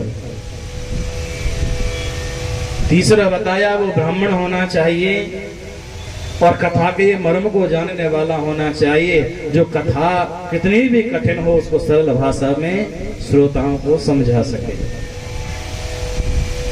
दृष्टांत कुशलो, दृष्टांत के द्वारा समझाने में समर्थ श्रोता वक्ता होना चाहिए। और सबसे बड़ा गुण बताया वक्ता, लोभी नहीं होना चाहिए, मांगने वाला नहीं होना चाहिए, निष्प्रिय होना चाहिए, लालची वक्ता नहीं होना चाहिए। ऐसा नहीं कि हमने यहाँ सुमित्रा जी के संकल्प ले लिया है कि यहाँ कथा करेंगे 7 दिन तक, और कहीं कोई दूसरा व्यक्ति आ जाए, महाराज जी यहाँ बंद करो, हम आपको और ज्यादा धन देंगे, आप हमारे यहाँ कल से प्रारंभ कर दो। वक्ता को लोभी नहीं होना चाहिए। जब संकल्प ले लिया है तो जब 7 दिन की कथा संपूर्ण हो जाए उसके पश्चात ही दूसरी कथा का संकल्प लेना चाहिए। और बतलाया कि भागवत कथा की गद्दी पर, भागवत की गद्दी पर कभी भी स्त्री को नहीं बैठना चाहिए, पुरुष वक्ता ही होना चाहिए। आजकल आप देख रहे होंगे बहुत सी महिलाएं कथा कर रही हैं, महिला इस गद्दी पर नहीं बैठ सकती है, दोष होता है। उसके अनेक कारण बताए हैं कि हम मुहूर्त निकाल देते हैं, समय दे देते हैं, लेकिन महिलाओं का जो मासिक चक्र है वो नियमित रूप से आता है, इस गद्दी पर वो नहीं बैठ सकती है। दूसरा कारण ये भी बताया है कि हमारे जो शास्त्र हैं उसमें प्रणव और ओंकार का उच्चारण होता है, और प्रणव का उच्चारण और वेद मंत्रों का उच्चारण नाभि से होता है, नाभि से। और माताओं के नाभि के पास में गर्भाशय होता है। यदि माताएं ज्यादा शंख बजाएंगी या ज्यादा ओम का उच्चारण करेंगी तो उन्हें संतान पैदा करने में दिक्कत हो सकती है। इसलिए माताओं के लिए शंख ध्वनि करना और ओम और वेद मंत्रों का उच्चारण निषेध बतलाया है। आपने देखा होगा हमारे सनातन धर्म में बड़े बड़े महर्षि हुए, बड़े बड़े विद्वान हुए, उनकी पत्नियां भी बड़ी विदुषी हुई हैं, पर कहीं भी आपने देखा या सुना कि किसी महात्मा की पत्नी ने वो कथा सुनाई या ये कथा सुनाई? सुना किसी ने? किसी ने नहीं सुना। अनसुईया माता भी सीता जी को केवल पतिव्रत धर्म के विषय में बतलाती हैं कि नारी के लिए सबसे बड़ा व्रत होता है पतिव्रत व्रत।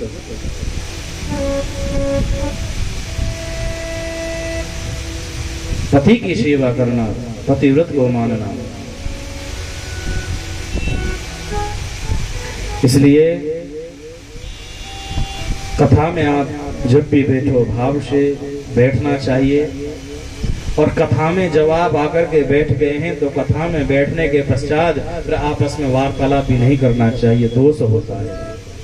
आप कथा सुनने के लिए आए हो, यदि आप बातचीत करोगे तो आप भी कथा में व्यवधान डालने के कारण दोषी बनोगे। इसलिए कथा में बैठ करके बातचीत नहीं करनी चाहिए, इन दोषों से बचना चाहिए। इसी के साथ महात्म्य की कथा को विराम।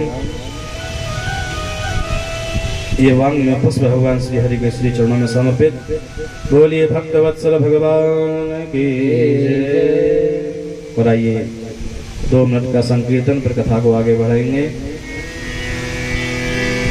गोविंद हरे गोपाल हरे गोविंद हरे गोपाल हरे गोविंद हरे गोपाल हरे गोविंद हरे गोपाल हरे जय जय प्रभु दीन दयाल हरे जय जय प्रभु दीन दयाल हरे जय जय प्रभु दीन दयाल हरे जय जय प्रभु दीन दयाल हरे गोविंद हरे गोपाल हरे गोविंद हरे गोपाल हरे गोविंद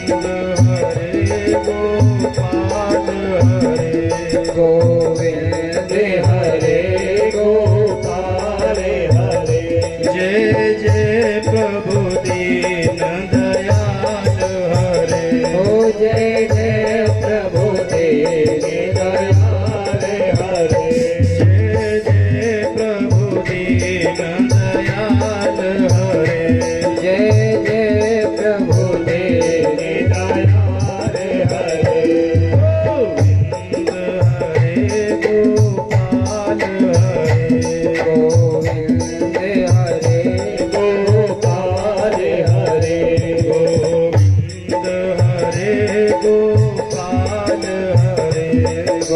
गोविंद हरे गोपाल हरे।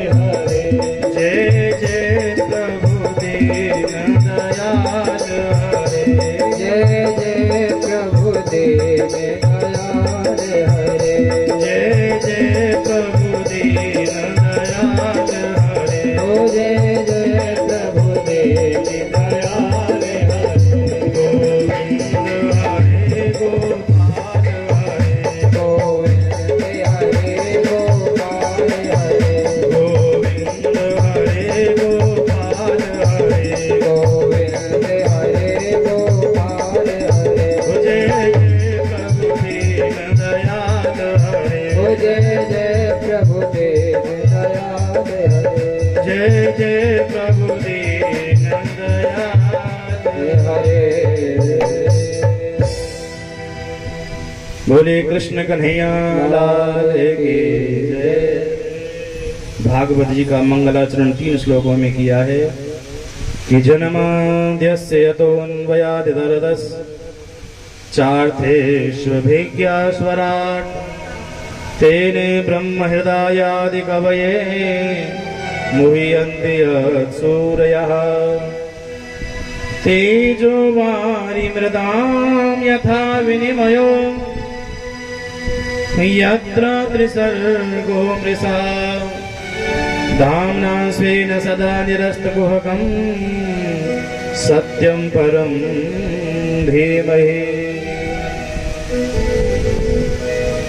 भागवत जी के मंगलाचरण के विद्वानों ने 108 अर्थ निकाले हैं। विद्वान कहते हैं कि जो भागवत ग्रंथ है अथातो ब्रह्म जिज्ञासा, ये ब्रह्म सूत्र की व्याख्या है। सत्यम परम धीमहि का अर्थ होता है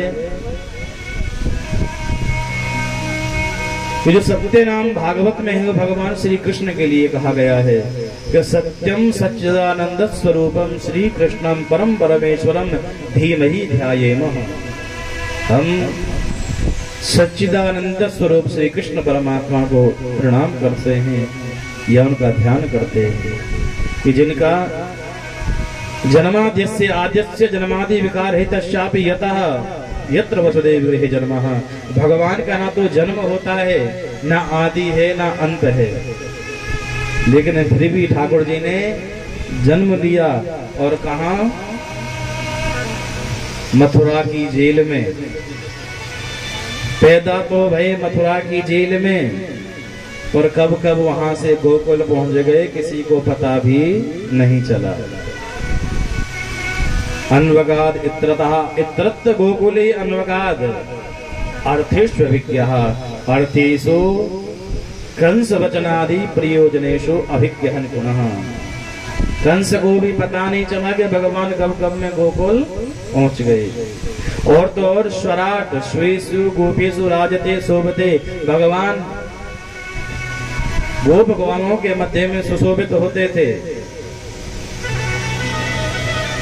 ये ब्रह्मा जी भी नहीं जान पाए भगवान की लीला को, और ब्रह्मा जी भी भगवान की लीला से सम्मोहित हो गए। आदि कवये ब्रह्मणे ब्रह्मांडम विष्णापितम वत्स वत्स कालावधि रूपम तेने विस्तारितवान।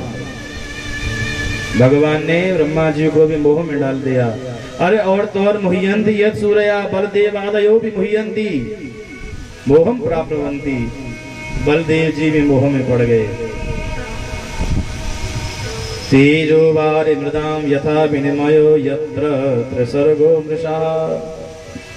त्रिसर्ग अमृषः, 3 धाम भगवान के परम पवित्र हैं। वृंदावन धाम जहाँ पर भगवान 11 वर्ष रहे, मथुरा धाम जहाँ पर भगवान 14 वर्ष रहे, और तीसरा है द्वारका धाम जहाँ भगवान 100 वर्ष रहे। भगवान इस धरा धाम पर लीला करने के लिए आए, और जब लीला संवरण पूरी हो गई तो अपने परिकर को सबको साथ में ले गए। अपने मित्र भी साथ में लेकर के आए, अपने शत्रु भी साथ में लेकर के आए। अब जैसे हम कथा करने के लिए आए तो ढोलक वाले भी लाए, पूजा करने वाले भी लाए, ऑर्गन वाले भी लाए, पैड वाले भी लाए, माइक वाले भी लाए, और 7 दिन तक खूब आनंद होगा। और 7 दिन के बाद में सब अपना डेरा समेटेंगे, कहीं दूसरी जगह के लिए प्रस्थान करेंगे। उसी प्रकार भगवान भी लीला करने के लिए जब आते हैं तो अपना परिकर साथ में लाते हैं। धामना स्वेन स्वेन मथुरा खेन धामना तन निवासिना सदा सर्वथा निरस्तम कुहकम संसार लक्षणम ये रतम।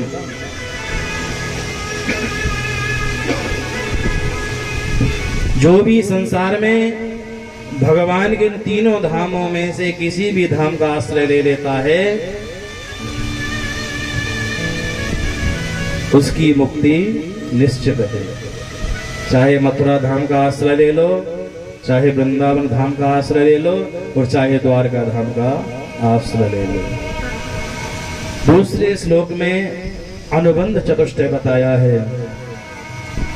धर्मः प्रोचित केतवोत्र परमो निर्मत्सराणां शपाम वेद्यवमास्त्रव वस्तु सेवदं तापत्रयोन्मूलनम्।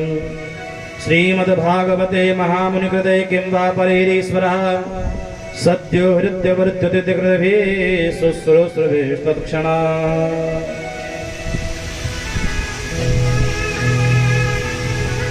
भागवत जी में परम धर्म क्या है वो बतलाया, और हमारा परम धर्म क्या है?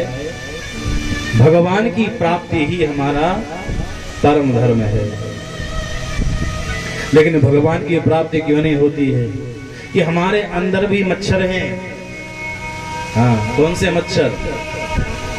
बाहर से जो काटे वो मच्छर, और बाहर से यदि मच्छर काटे तो मच्छरदानी लगा लो। अब तो ओडोमोस क्रीम आती है वो लगा लो, कछुआ छाप जला लो, मच्छर भाग जाएंगे। अंदर से मच्छर काटे उसके नाम में मत्सर, केवल थोड़ा सा भेद है। मत सरायती मत्सर। अंदर से जो मच्छर काटे उसका उपाय तो सदगुरुदेव भगवान के पास ही मिल सकता है। हम सब कुछ त्याग सकते हैं, पत्नी को भी छोड़ सकते हैं, सोने को भी छोड़ सकते हैं। सोने का मतलब वो नहीं है तकिया लगा के सोना, सोने का मतलब है गोल्ड, स्वर्ण, उसको भी छोड़ सकते हैं। पर ऐसा संसार में कोई भी व्यक्ति नहीं है जो मान बढ़ाई और ईर्ष्या से परे हो। अब यहाँ आप इतने सारे श्रोता कथा में बैठे हो, यदि मैं किसी एक की प्रशंसा कर दूं ना, सबके मन में यही प्रश्न उठेगा, बोले गुरुजी को यही अच्छा लगता है क्या? हमारे अंदर कौन सी बुराई है? हमारी क्यों बड़ाई नहीं की? किसी एक को मैं माला पहना दूं, जिसको माला पहनाऊंगा वो तो प्रसन्न हो जाएगा। सब दूसरे लोग ये सुनने हैदराबाद में यही पसंद आया दिखे कि कंचन तजना सहज है, सहज स्त्री का नेह, लेकिन मान बढ़ाई ईर्ष्या दुर्लभ तजना ये। मान बढ़ाई ईर्ष्या को त्यागना बड़ा कठिन है। तीसरे श्लोक में बतलाया कि निगम कल्प तरोर गलितम फलम सुगमुखाद मृतद्रव संयुतम पिबत भागवतम रसमालयम मुहुरहो रसिका भुवि भावुकाः।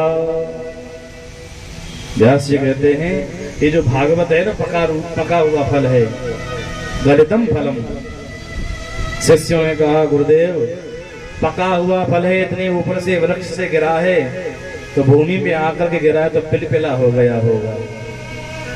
बोल नहीं, पिलपिला तब होता कि जब सीधी सीधी भूमि में आकर के गिरता, लेकिन ये तो एक डाली से दूसरी डाली पर, दूसरे से तीसरी डाली पर, तीसरे से चौथी डाली पर, सनई सनई धीरे धीरे भूमि पर आया है। शिष्य प्रशिष्य शाखा पल्लवत परंपराया सनई अखंड मेवावतीर्णम तोच निपातेन पतितम। ये शिष्य प्रशिष्य की शाखा से धीरे धीरे भूमि पर आया है। ये पका हुआ भागवत रूपी फल श्रीमान नारायण प्रभु ने ब्रह्मा जी को दिया, ब्रह्मा जी ने अपने पुत्र नारद को दिया, नारद ने यह फल वेद व्यास जी को दिया, वेद व्यास जी ने यह फल सुखदेव को दिया, और सुखदेव जी ने ये फल राजा परीक्षित को दिया, और राजा परीक्षित के माध्यम से ये फल हम सबको सुलभ हुआ है, सबको पिलाते। इसलिए सीधे सीधे नहीं मिला, इसलिए पिलपिला नहीं है। अगला प्रश्न क्या महाराज आप कैसे कह सकते हो कि ये पका हुआ है, इसकी क्या गारंटी है? हर चीज पर गारंटी वारंटी मिलती है, इसलिए आदमी को आदत पड़ रही है, क्या गारंटी है? गारंटी क्या है? व्यास जी ने कहा देखो, जिस फल में तोते की चोंच लग जाती है ना, वो फल निश्चित रूप से मधुर होता है, और इस भागवत रूपी फल में सुखदेव रूपी तोते की चोंच लगी है, इसलिए निश्चित रूप से मीठा है, मधुर है, इसकी गारंटी है। इसलिए इस फल को खूब पियो। पेबति भागवतम रसमालयम। शिष्य बोले महाराज जय हो। अरे हमने आज तक सुना है फल या तो खाए जामे या चूसे जामे। केले को खाया जाता है, आम को चूसा जाता है, पर ऐसा कौन सा फल है जिसे पिया जाए? व्यास जी बोले देखो, इस फल में फेंकने योग्य कुछ है ही नहीं। क्यों? क्योंकि फेंका या तो गुठली जाती है छिलका, ना तो इसमें गुठली है ना छिलका है, इसमें तो गूदा भरा हुआ रस ही रस है, रसो वैसा। और इस रस रूपी फल को मुंह से नहीं पीना है, कानों से पीना है, और तब तक पीना है कि जब तक आप भी रस रूप ना बन जाओ, तब तक रसो वैसा। लेकिन वेद व्यास जी ने इस फल को पिलाने के लिए केवल 2 लोगों को आमंत्रित किया है, 2 को बुलाया। मुहुरो रसिका भोवि भावुका। शिष्यों को आश्चर्य हुआ, तो महाराज आपने ये रस पिलाने के लिए केवल 2 लोगों को क्यों बुलाया है? यदि आपने प्याऊ लगाई है पानी पिलाने के लिए, तो प्याऊ तो सार्वभौम होती है, कोई भी आकर के जल पी सकता है। व्यास जी ने कहा देखिए, पानी के महत्व को प्यासा समझता है जिसे प्यास लगी हो। अब जल लेकर के बैठ जाओ, आने जाने वाले सबसे कहो भैया जल पियो। जिसे प्यास नहीं लगी है ना, आपसे अनेक प्रश्न करेगा। अब बार बार आवाज लगावाइए, जल पियो, सुंदर जल है, मधुर जल है, ठंडा जल है, मीठा जल है। जिस व्यक्ति को प्यास नहीं लगी, आप कितना भी आग्रह करो उससे, वो बार बार आपसे प्रश्न करता रहेगा। ज्यादा ठंडा तो नहीं है, मुझे सर्दी हो जाती है। आप बोलोगे ठंडा नहीं है, बहुत मधुर जल है, शीतल जल है। बोले ज्यादा मधुर तो नहीं है, ज्यादा मीठा तो नहीं है, मेरी कहीं शुगर बढ़ जाए, मुझे शुगर की बीमारी है।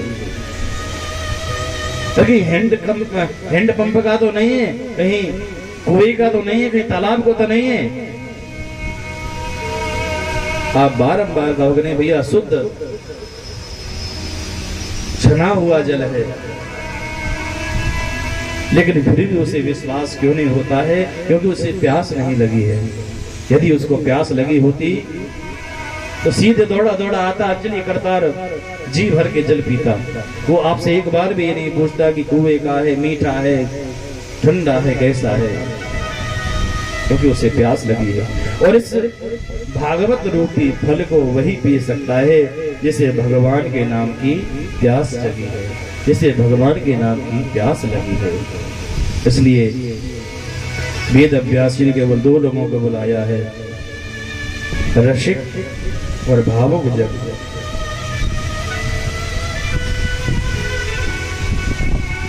ये जो भागवत कथा है नैमिषारण्य की पवित्र भूमि में चल रही है। 88,000 श्रोता कथा सुनने के लिए बैठे हैं, और व्यास गद्दी पर बैठे हैं सूत जी महाराज, और मुख्य श्रोता बने हैं सौनक ऋषि। सौनक जी की 10,000 वर्ष की आयु है, सफेद दाढ़ी है, सफेद वस्त्र है, सफेद केस है, लेकिन भगवान की कथा सुनने के बड़े रसिक हैं। सौनक जी ने हाथ जोड़कर निवेदन किया, गुरुदेव मेरे 6 प्रश्न हैं, मेरे 6 प्रश्नों के उत्तर मुझे दीजिए। गुरुदेव मेरा पहला प्रश्न है कि जीव मात्र का कल्याण कैसे हो। दूसरा प्रश्न मेरा यह है कि शास्त्र बहुत हैं और समय सबके पास में कम है, इसलिए सारे शास्त्रों का सार क्या है, सबका निचोड़ क्या है, वो मुझे बतलाइए। तीसरा प्रश्न यह है कि भगवान यदि कर्तम अकर्तम समर्थ जगदीश्वर हैं तो भगवान अवतार क्यों लेते हैं। चौथा प्रश्न यह है यदि भगवान ने अवतार लिए हैं तो अब तक भगवान के कितने अवतार हुए, कहां कहां हुए और किस किस रूप में हुए हैं। पांचवा प्रश्न मेरा गुरुदेव ये है कि जीवन का परम लक्ष्य क्या है, हमारे लाइफ का गोल क्या है, हमें क्या अचीव करना है। कोई लक्ष्य तो बनाना पड़ता है ना। इस प्रश्न का उत्तर मैं अभी आपको दिए देता हूं। जीवन का परम लक्ष्य है प्रभु प्राप्ति, भगवान से मिलन। और छठा प्रश्न है भगवान धर्म की स्थापना के लिए आते हैं और भगवान जब अपनी लीला संवरण करके जाते हैं तो फिर धर्म किसकी शरण में जाता है। धर्मा कम शरणम गतः, धर्म किसकी शरण में जाता है वो हमें बताइए। सूत जी महाराज ने कहा संतो आपने बहुत सुंदर प्रश्न किए हैं, लेकिन आइए सबसे पहले सदगुरुदेव भगवान का ध्यान करते हैं। सूत जी महाराज ने सुखदेव भगवान को प्रणाम किया है कि नारायणं नमस्कृत्य नरं चैव नरोत्तमं देवीं सरस्वतीं व्यासं ततो जयमुदीरये। भगवान नारायण सरस्वती मैया और व्यास जी सुखदेव जी को प्रणाम करके सूत जी महाराज ने कहा संतो आपने बहुत सुंदर प्रश्न पूछे हैं और आपने ये प्रश्न अपने लिए नहीं पूछे, आप तो संसार के ऊपर कल्याण करना चाहते हैं। यदि आप भगवान की सच्ची भक्ति करना चाहते हो तो सवै पुंसाम परो धर्मो यतो भक्तिरदोक्षजे अहेतुक्या अप्रतिहता ययात्मा संप्रसीदति। इसलिए है ऋषियों, क्योंकि ये जीवन है ना बार बार नहीं मिलता है, इस काया का अभिमान मत करो, ये कब ढह जाए इसका कोई भरोसा नहीं है। इस शरीर से यदि कुछ करना है तो भगवान का भजन करो, क्योंकि मनुष्य शरीर बार बार नहीं मिलता है। इस मनुष्य तन को पाने के लिए तो देवता भी तरसते हैं। आप सब मनुष्य योनि में प्राप्त हुए हैं, इसलिए आप बड़े भाग्यशाली हैं। तुलसीदास जी भी कहते हैं कि बड़े भाग मानुष तन पावा सुर दुर्लभ सद ग्रंथन गावा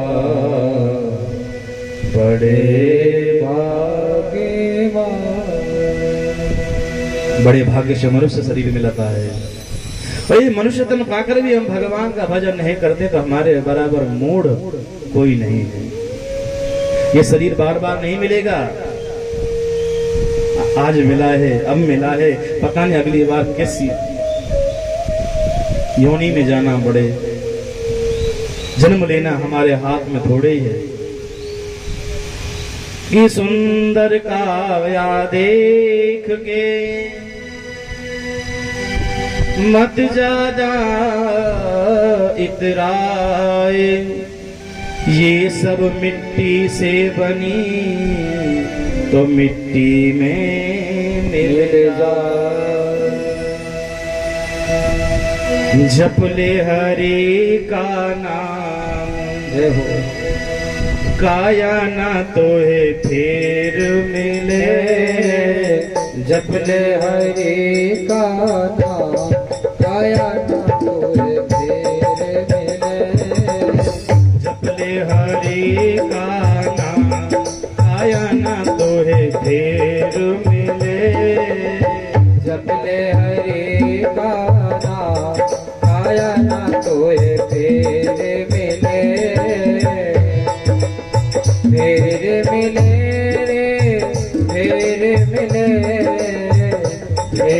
मिले रे फेरी मिले। जपले हरि को नाम काया न तो तेरे मिले। जपले हरि का नाम काया तो तोए फेरे मिले।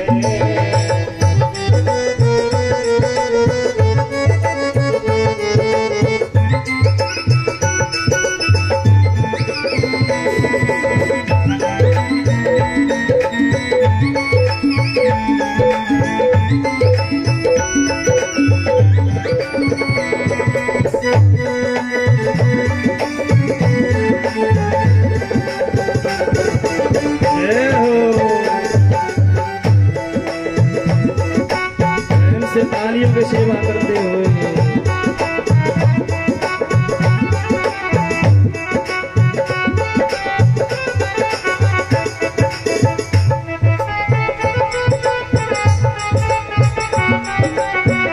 काया का अभिमान न करना। काया का अभिमान न करना। काया का अभिमान न करना। काया का अभिमान न करना। बुरे कर्म से सदा तू डरना। बुरे कर्म से सदा तू डरना। बुरे कर्म से सदा तू डरना। बुरे कर्म से सदा तू डरना। सोच समझना काया न तोहे फेर मिले। ओ जपले हरि का नाम काया न तोए फेरे मिले। भजले हरि को नाम काया न तोहे फेर मिले। जपले हरि का नाम काया न तोए फेरे मिले।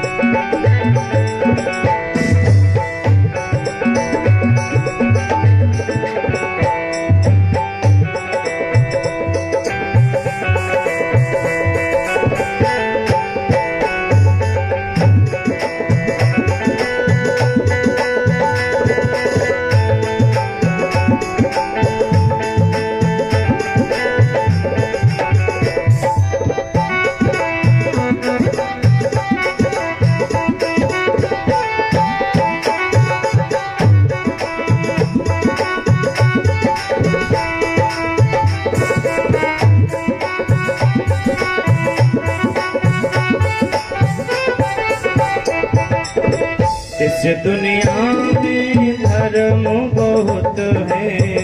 इस दुनिया में धर्म बहुत है। इस दुनिया में धर्म बहुत है। इस दुनिया में धर्म बहुत है।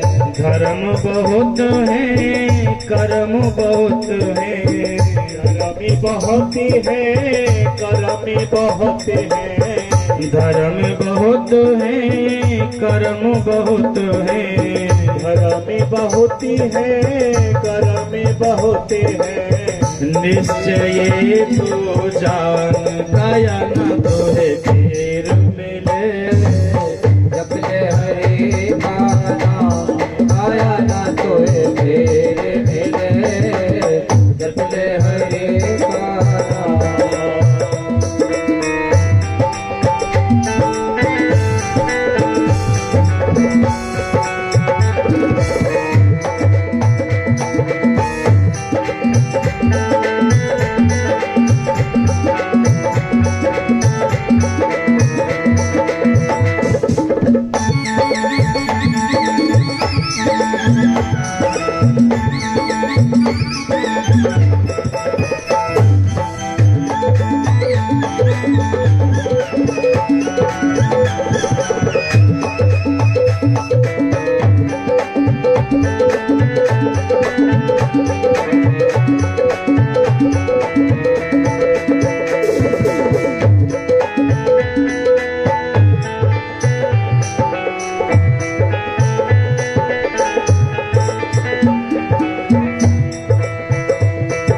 कहते हैं संसार में अनेक दान धर्म हैं और अनेक भगवान को प्राप्त करने के साधन भी है।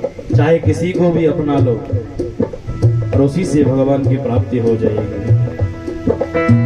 दान धर्म हाथों से कर ले, दान धर्म हाथों से कर ले, दान धर्म हाथों से कर ले, दान धर्म हाथों से कर ले, ईश्वर का तो नाम सुमिर ले, ईश्वर का तो नाम सुमिर ले, ईश्वर का तो नाम सुमिर ले, ईश्वर का तो नाम सुमिर ले, रहेगा जग में नाम काया न तोहे फिर मिले, जप ले हरे का नाम काया न तोहे फिर मिले।